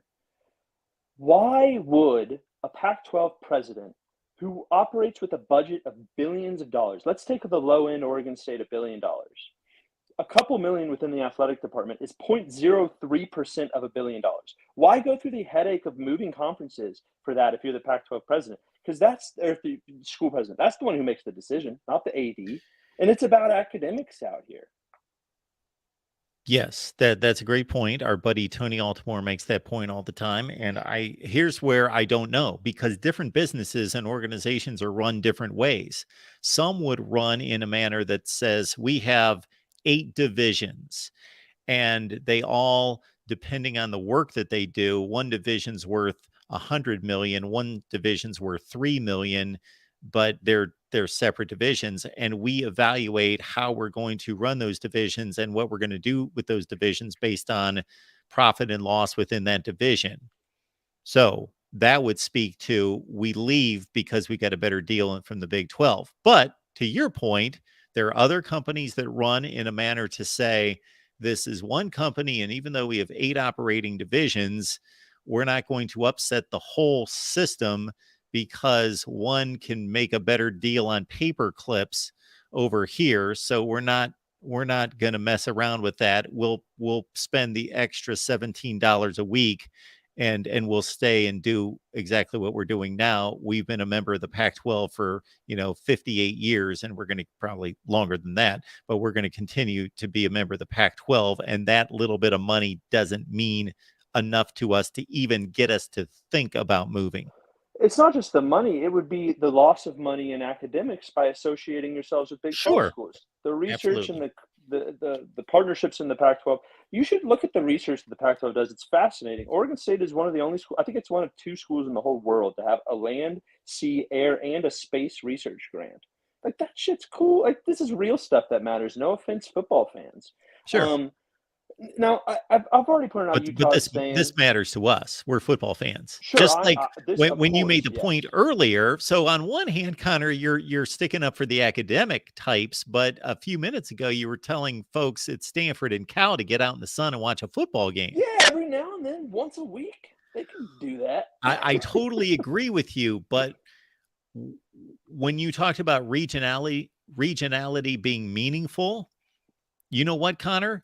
It means something to me too as a college football fan. I hate all of this. I like the fabric of the music and the core values and the food and the everything about that particular region of the country, the South and the Midwest, to stay the way it is. But we've torn that apart. So to me, regionality means something as well.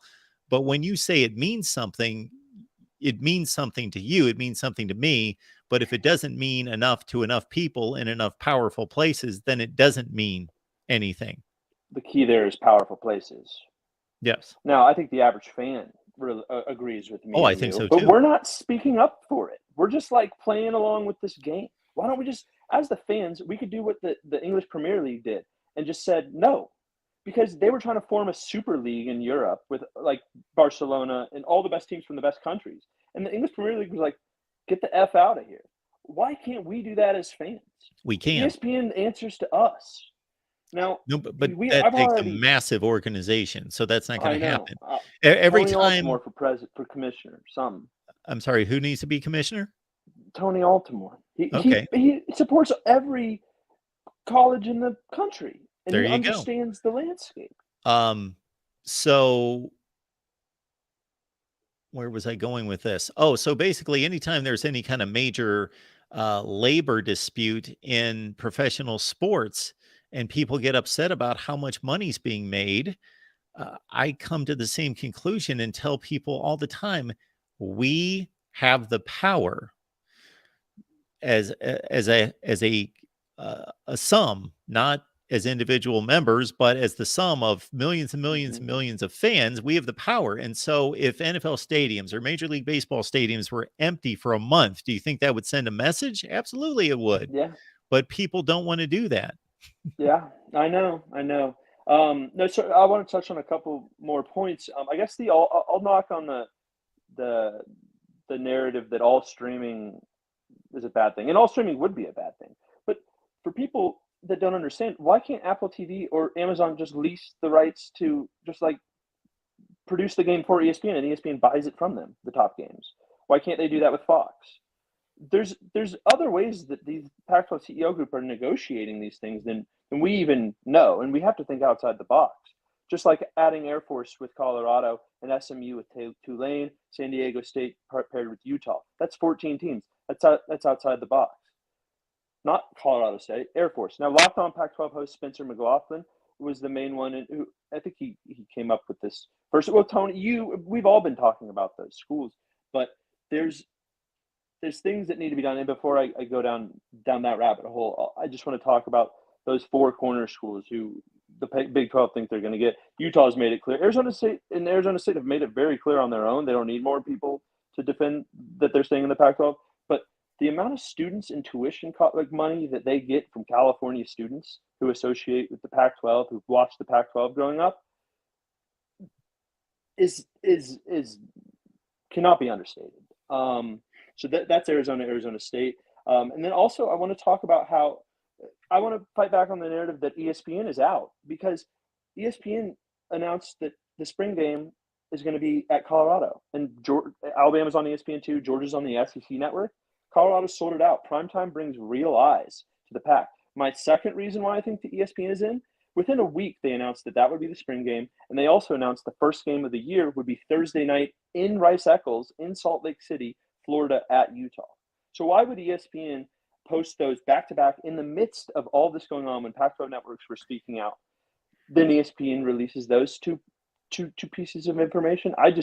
I'm trying to connect the dots. Well, so those are good connections that you're making, and I think they're valid. The only pushback I would make on that is that ESPN is still going to make what are the best programming decisions today, meaning that if you look at the Big Ten, most people connect the Big Ten with Fox, and of course, going forward, it's Fox, NBC, and CBS. But if you look at the highest rated games, aside from Ohio State, Michigan, in the Big Ten list past season, they were on ABC and ESPN. ESPN and ABC, up until the last day of being tied to the Big Ten, still pushed that. They still knew we're making our most money today broadcasting Big Ten games. So we're still making programming decisions based on what's going to make us money today. Yeah. Well, I also saw that ESPN posted an article saying that, like, and this was them kind of hedging their bets, I think, where they were like, oh, there's space for Amazon and Apple to share the space with us. I think, honestly, that once the Pac-12 network, or if we can get on a streamer, I think that threatens ESPN and that expedites the process. Because if these numbers work, cord cutting is just going to get expedited. And sure, ESPN has set up ESPN Plus, and that's going to be their, their version of it down the road, the Disney version of it. So they're already predicting that streaming is the future. The Pac-12 comes in and we make this deal with the streamer even being all streaming. I mean, I could see $100 million from ESPN, $100 million from Amazon for a couple primetime games, and $150 million from Apple to buy the whole tier 2 rights and the entire streaming company. That's $350 million right there. That's 35 a school. Now let's add SDSU and SMU. Let's wait on those other two. Let's take 32 million a year or 30 million a year, and let's give 10 million each to those schools, which will still be more than the AAC and the Mountain West Conference, respectively. And I mean, I'll tell you what, fish tacos in San Diego, barbecue in Dallas. I'll take San Diego over LA as a travel destination every day of the week. No offense, USC guys, but San Diego over LA. Well, I get that. I've been to both, but I appreciate the LA, the outskirts of LA, the periphery of LA, not necessarily LA itself. Do I want to go? I've been there a few times. Is the Pac-12, are we going to wait till after San Diego State wins the national championship and then we'll invite them up the day after? Will that still count for the Pac-12 as a national championship? Well, the way most of these conferences seem to be scarfing up national championships by bringing in new schools. I see all these graphics made up by Big Ten people, and they're claiming USC and UCLA national championships already from the past. So we'll go ahead and claim, well, knock on wood, they have to get through FAU, which, they're there. So, but San Diego State's a good team. It's funny, their best player is a Cal transfer, one of their best players. So anyways, I think I've about exhausted myself. But I don't know. Is there anything else? I could talk Oregon State all day. I think that this year, in the chat, I told DeReal on the National College Football Day, I dug my heels in and said, Oregon State's going to the playoffs in 2023. Look at our schedule. Could you pull our schedule up, please? We can do that. I'm going to have to take down my merchandise line, though. I don't know if that's a good business decision, but here we go. We'll give it a look. Give me a second here. Talk about Oregon State for a minute while I'm looking at their schedule. The running back room goes 4 deep. Damian Martinez, Jam Griffin, Deshaun Fenwick, Isaiah New, trade Newell if you want to trade Trey Lowe if you want to go 5 deep. And then DJU is the assumed starter, but we have a freshman 4-star quarterback who's an absolute stud. But if DJU doesn't work out, the real deal, Aiden Childs could be the guy by the end of the year. All right, so right there, San Jose State win, UC Davis win. San Diego State, good warm-up for us. I still think it's a win. Now, all of our hard in-conference games are all at home except for the Ducks. The only trap game, that back-to-back at Arizona and at Colorado worries me slightly. But all those other ones, UCLA last game in research, we're going to send them to the Midwest in style. At Cal, I'm not worried about it. Utah at home, that's huge. We get Washington at home. It's just that Oregon game at the end of the year, and then Vegas. Maybe we get USC or something, but we could lose one game. So I think the conference sets up, or the schedule sets up nicely. This is the first year with the new stadium. This is like we're the program that Colorado will be in a couple of years. This is the fun for me. I was part of the entire turnaround, but I love those stories. That's why I loved watching Arizona turn it around. Jed Fish is really doing the thing. Colorado's going to do the thing. I really love watching all their stuff coming out. That's what I love about college football. It's watching a team go from 1-11, get blown out in the shoe, and now we're talking that we could maybe compete on the same field. It's I don't know. I love those stories, and I think we're going to lose those stories if we do what we're talking about going forward. You might be able to make the playoff at 11-1. I know you guys don't. Want most likely. UCLA still here, but there have been one-loss teams that have missed the playoff. Yeah, so our D line has always been the issue, but we finally got the number 1 JUCO edge. We got the number 1 West Coast defensive lineman out of a recruit, a 4-star, Kelsey Howard, who I think can start right away. We've now beefed up the defensive line. I think we lost our top 2 corners, but every position now has been developed. So all of these backups should be ready to step right in. And Jonathan Smith is confident. Trent Bray is confident. Trent Bray is a guy I would be worried about getting taken from us, honestly. Maybe even Brian Lindgren to our offensive coordinator. So that's why I say, like, this year, especially with USC and UCLA's last year in the Pac, I think an 11-1 Pac-12 champ gets in for sure. I think maybe even 2 Pac-12 teams could get in, because I think the Pac-12 this year certainly has the best quarterbacks. I mean, that's maybe 5 Heisman candidates, like even Shador, like, coming in right off the bat. I don't know. I watch all the well-off media stuff. Deion Sanders' son basically films everything, and I love that. I love that, like, everybody's held to accountability because it's all being shown. Unlike the teams that have the 10-foot gates around their practice field. I think all those eyeballs are great for the Pac-12, and I think we're Pac-10 right now. Well, I guess we're still Pac-12, but I think Prime, if we can figure this out and keep Colorado in the Pac, because Big Ten, SEC will love those eyeballs. I think that really makes a difference to help save the Pac, getting Deion Sanders, and shout out Rick George for going out on a limb and hiring an HBCU coach after only 1 year of success. It took guts, but it's so obvious now that it's happened that, like, that was the right move. Well, they have yet to play a football game, but I would agree with you that it has the look of being the right move. Yeah, I mean, they sold out practice game. Their spring game is already sold out. It's crazy. Yeah, but they're showing up based on celebrity and based on hype and based The on new fans are, but the Colorados of old, Colorado is still selling out their stadium this year. Colorado gets a bad rep for their fan base. Like, Colorado, the old school Colorado fans are there. And the new wave, I'm fine with that.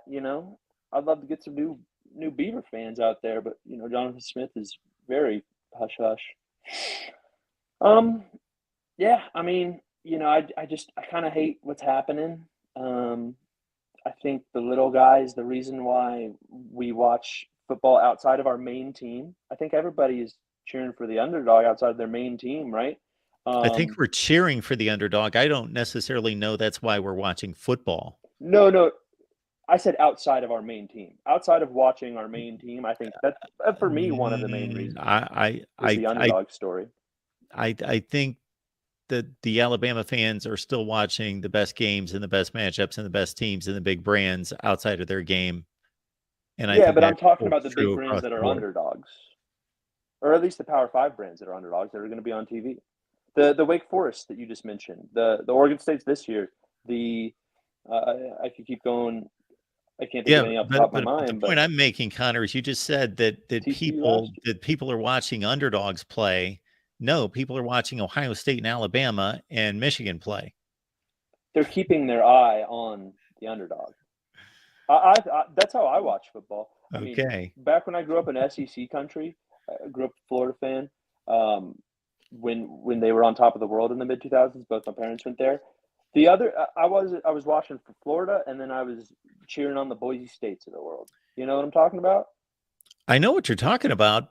People say that, but the TV ratings don't tell us that. Yeah, the Pac-12 network burying our games. They bump up a little bit, but listen to this statistic, Conor. Okay. And this was brought to light when I was going through all these videos that I produced this week. The Ohio State Northwestern game. Does that sound like a very good, attractive game to you? No, but I wouldn't say Northwestern's an underdog that I'm going to they're not doing anything. Okay. Ohio State and Northwestern last year outrated every game in the Pac-12. Wow. Well, do you think the USC Oregon State game, if it was on primetime, could have? Because that was on the Pac-12 network. How many games were buried in the Pac-12 network that could have surpassed? Well, that was the big obvious one. What happened there? I know that there was some kind of explanation that our guy Matt Zemek came up with, even though he was pissed about it too. That made no sense. But Oregon State, Utah the next week was also on the Pac-12 network. But all the marquee game, and I'm brushing aside your team here for a second from a brand standpoint, not from the quality of the team on the field, but USC, UCLA, USC, Utah, UCLA, Washington, Washington, Oregon, Oregon etc. State is way up there. All those games were on Fox or ABC, ESPN. And so is Oregon State. I just think Sure. that, And that was a really highly rated game. That was like the 4th highest rated game in the conference last year. I think it's part of the problem that we're on the West Coast and we were buried. But I think if the national absolutely it narrative is. would have caught on sooner to Oregon State's story in the turnaround, we wouldn't have been on the Pac-12 network. It took us to the end of the season to realize. It took us till we destroyed Florida that people were like, "Oh, 10-win Oregon State, don't they suck?" This is the first year going into the year where we have realistic expectations. We're still being underrated, in my opinion. Now, I've followed this team closely, and I try to remove my bias when I talk rationally. Of course, I have my heart. But from what I see out of the spring practices is one of the best teams in the Pac-12, is a competitor for just the Pac-12. I'll start there, CFP after that.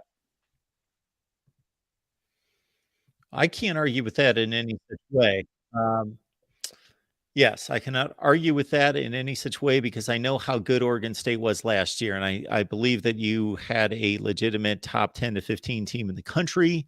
And without a quarterback, I mind you. Yes. So if we're top 10, 15 in the country without a quarterback, I mean, DJU, say what you will about him, he's not going to throw 4 interceptions against USC. If we don't throw 4 interceptions against USC, we could have been talking CFP last year. Oh, wow. So I'm pulling up. Tripping me out. So I'm pulling up the video that we posted here earlier with the Pac-12 TV ratings. So right here, we've got, these are the highest rated games in the Pac-12 last season. USC, UCLA was number 1. And then you see your Oregon State game was number 3 in the Pac-12 in terms of just conference games. I think the Florida Oregon State game was ranked pretty highly out of the bowl games too. Now, granted, that's because we were in a window where nobody else was competing against us, probably. But well, and that's pretty much the case with all the bowl games until we get very late in the bowl season. Maybe we could talk some other Pac-12 teams. Do you think Oregon could get through Texas Tech? That's an intriguing absolutely. Game. I think Oregon's primed for a strong season. I like you. The quarterback position in the Pac-12 is number 1 in the nation. And between the top 4 to 5 teams in that conference, there are always going to be key losses, but they're not substantial for any of those teams. They're not huge for any of those teams. Yeah, I mean, I was speaking more to the improvement of Texas Tech to say that they have to go to Lubbock. Yeah, sure. And I think I watched them beat Ole Miss, and Tyler Shuck used to be the Oregon quarterback, so there's fun narratives there. And then, of course, Washington up north with Penix. I think Penix is the I'm going to go out on a limb here and say the best quarterback in the next year's draft, even better than Caleb. Close your ears, Tim. His arm strength is just unreal. It was the game in Seattle where our quarterback couldn't cut through the wind because it was 42-mile-an-hour winds. Same deal when you played Northwestern. Yep. And Penix was not an issue. And he has the frame. He has the IQ. If I were an NFL scout, I know Washington was kind of buried and underrated before going into last year, so not many people knew. But if Penix has the season I think he'll have this year, they worry me the most in the Pac-12. I'll leave it at that. Now, we don't play USC in our regular season, so maybe that's why I'm safe saying that. But I think we could probably get to play USC in Vegas, which would be pretty awesome. Yeah, that would be phenomenal. Would love to see Oregon State. Even though you had a big season this past year, really the school didn't get on the big stage until the Oregon game. Yeah, which is, that's kind of what I'm talking about. So, yep. I don't know if there's any other schools in the Pac that you want to talk about, or I think, Colorado people, I still am going to have to say 4 or 5 games, but they'll win, but that's still going to be a success. Colorado's schedule is crazy hard, probably the hardest in the country, if you were to ask me. TCU, Nebraska, Colorado State non-com, which Colorado State, of course, is easy, but that's a rivalry, so you never know. Yeah. And then in the conference, they get everybody hard. So, Well, I'll lay it out like this, Connor, and you can respond. I do a look at standings from year to year. This hit me about 5 or 6 years ago when I noticed that all the big preseason publications are extremely conservative in their predictions. You know, if you were 9-3 last year, we may think that you're going to take a step back and go 8-4. But they do very little in trying to or being effective at being visionaries and trying to figure out who's taking a big jump, who's going to decline substantially.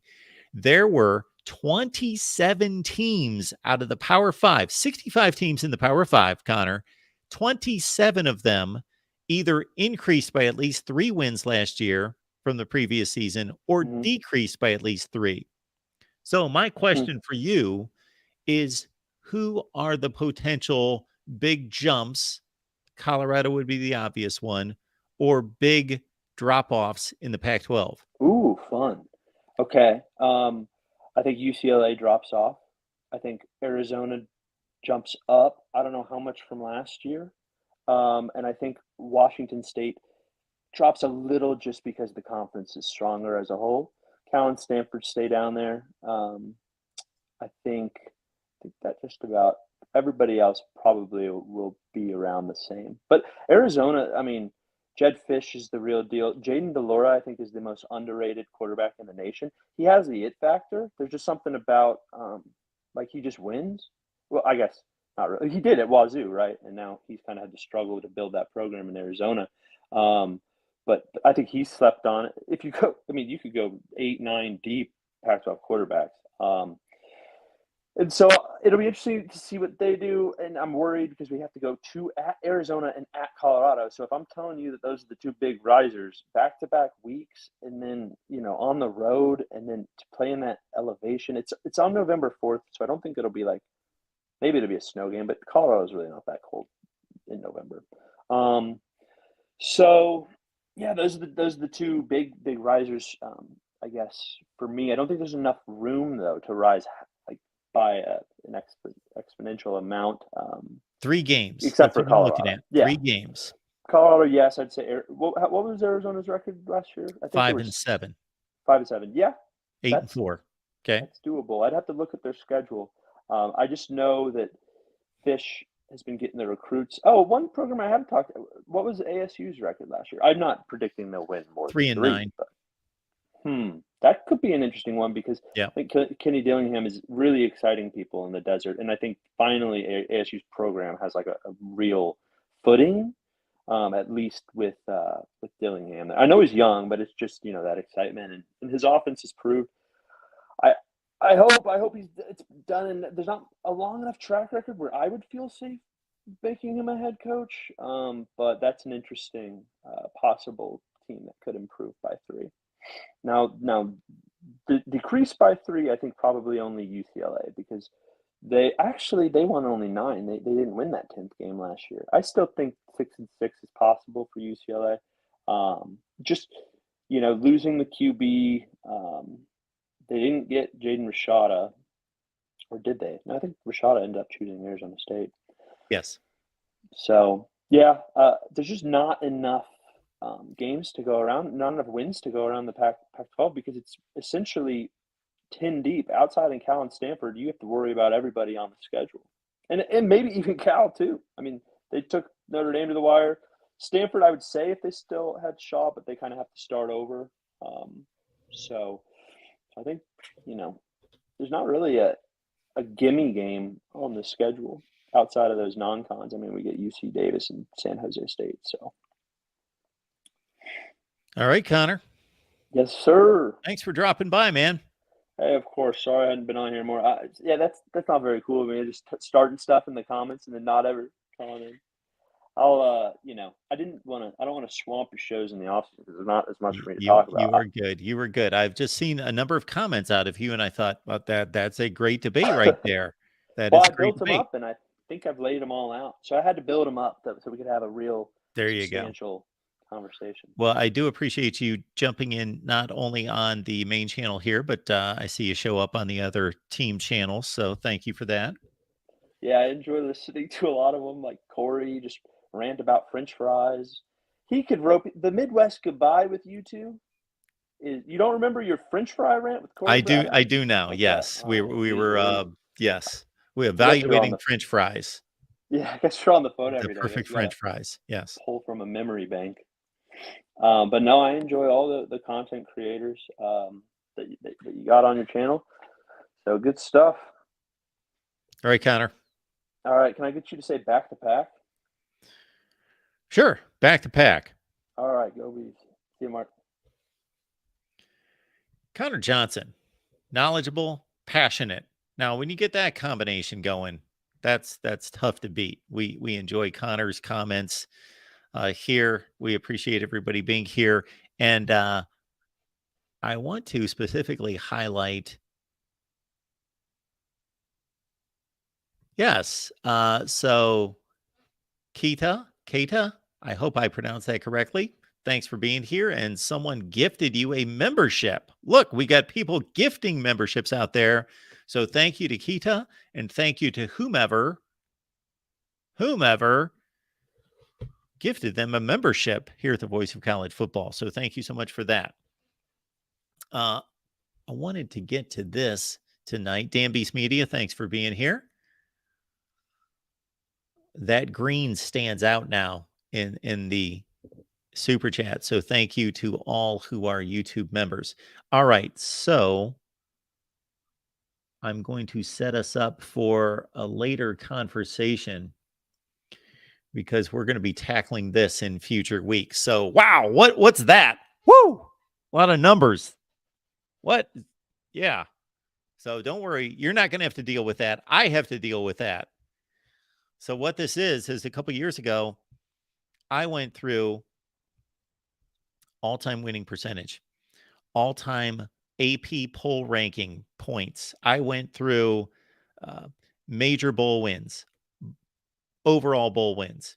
I went through national championships, legitimate national championships, conference championships. I went through all-time NFL draft selections, first-round draft selections, Heisman Trophy winners, major award winners. Had to go through the Nagurski and the Butkus and the Nitschke and the what am I missing here? The Remington and the Davy O'Brien and the Doak Walker and the Bolitnikoff and the Mackey and the Thorpe, all of them. And the Guy and the Groza.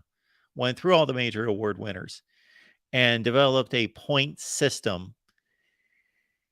And then I used that point system to say, hey, is this perfect? No, but it's damn near close to being really perfect here as a point system to determine the greatest programs in the history of college football. Okay, so that was one ranking. So we will deliver at some point, and I've updated all these numbers to include the 2022 season. And we will deliver our all-time program rankings, 1 through whatever. Also, an exercise in ranking programs is going to be a little less dependent on metrics because it's going to be about the here and now, right now. And I don't want to, I'm going to have to separate these two videos by a few weeks because otherwise I'm going to confuse people. One is going to be all-time rankings. The other one is going to be program rankings right now. And we've done this each offseason here at the Voice of College Football for the most part. Every offseason here at the Voice of College Football ranking program rankings right now. And that's going to be more subjective. That's going to be more about me just basically saying, you know what, this program's better than that program. And I can reason it out for you, but I can't lay out conference championships and national championships and all that because it's going to be about what's going on right now. So be looking out for those videos.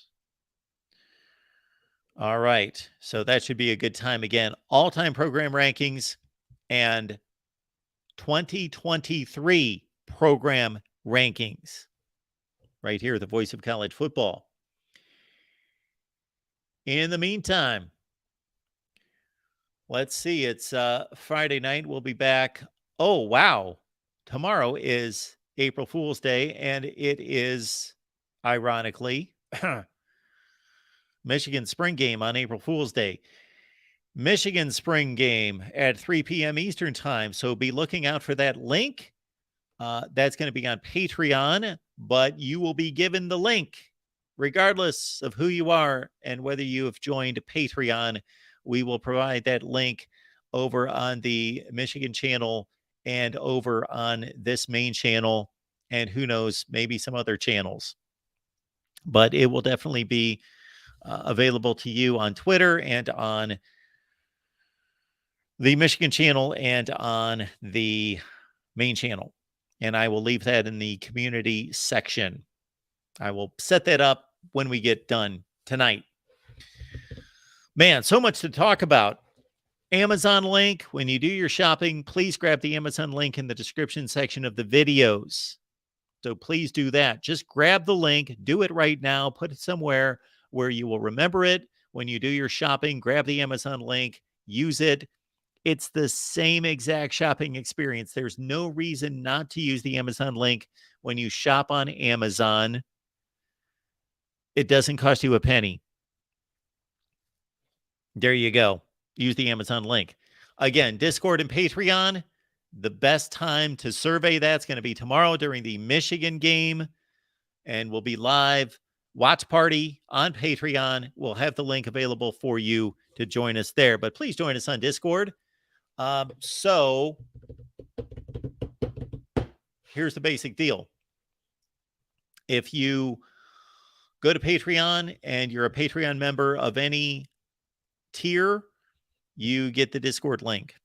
All right. So please join us on Patreon and you get the Discord link for 24/7 college football conversation. Now here on YouTube, for the 2 tiers that you see designated, that also includes the Discord link, and we provide it for you there. We're going to be We're going to be doing a huge television ratings summary video of everything we've outlined and more. So many of you have said that you enjoy the TV ratings breakdown. So we are going to summarize the entirety of the 2022 season and compare everything and put all the conferences side by side to get a better evaluation of their performance on TV. And I can't promise this for sure, but based on your response and based on just my sheer love of doing that kind of breakdown, I may go back like 5 years. Maybe I'll go back 5 years if I can find the TV ratings and break down just team after team after team after team after team. And we'll see over the last 5 years, and we'll, of course, have to put it into context. When Michigan plays Hawaii, Colorado State, and whoever else they played this past season, UConn in the non-conference, well, you know what? That's going to hurt their TV viewership. It's their fault, but it's going to hurt their TV viewership. I made a comment during the Big Ten video that I've got to hand it to Michigan. Almost 4 million people. Think about this. You know, we were just on the line with Conor, and more people watched Michigan, Colorado State on the same network. They were both ABC games. More people watched Michigan, Colorado State. Awful game, awful matchup. You got to think that the rating was hurt in the second half when Michigan was blowing them out 58-3 or whatever the final score was. It was something like that. More people watched Michigan, Colorado State than Oregon and Oregon State playing for possibly not just a big rivalry game, but 2 really good football teams playing for an opportunity to play in the Pac-12 championship game.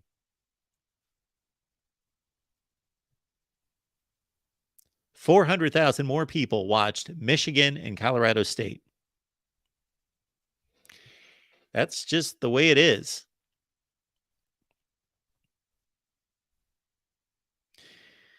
Well, absolutely, Connor. That was just those Colorado State's fans that didn't watch any other game the entire season, didn't watch their team play the entire season, just thought, we're going to watch that Michigan game. We want to see ourselves lose by 9 touchdowns, but we're not going to watch any of our other games. Yes, that was absolutely a ton of Colorado State fans. And, Michigan fans, they don't watch their games. They don't watch their team play. We know that. So again, all-time program rankings are coming your way, and also 2023 program rankings. And I'm sure all of you will have much to say about my program rankings, both 2023 and all time. You guys can always make requests. I cannot promise I will fulfill them, but I will give you an answer. If I'm not going to fulfill a request, it's because I will let you know nobody's going to watch that video. So unfortunately, for as much as I would like to do it, I won't do it. But most of the time, if you give me a request, I will fulfill it. All right. We'll be back here to walk and talk and do everything concerning Michigan football during the watch party, during the spring game. It's coming up Saturday at 3 p.m. Eastern time. We will see you soon.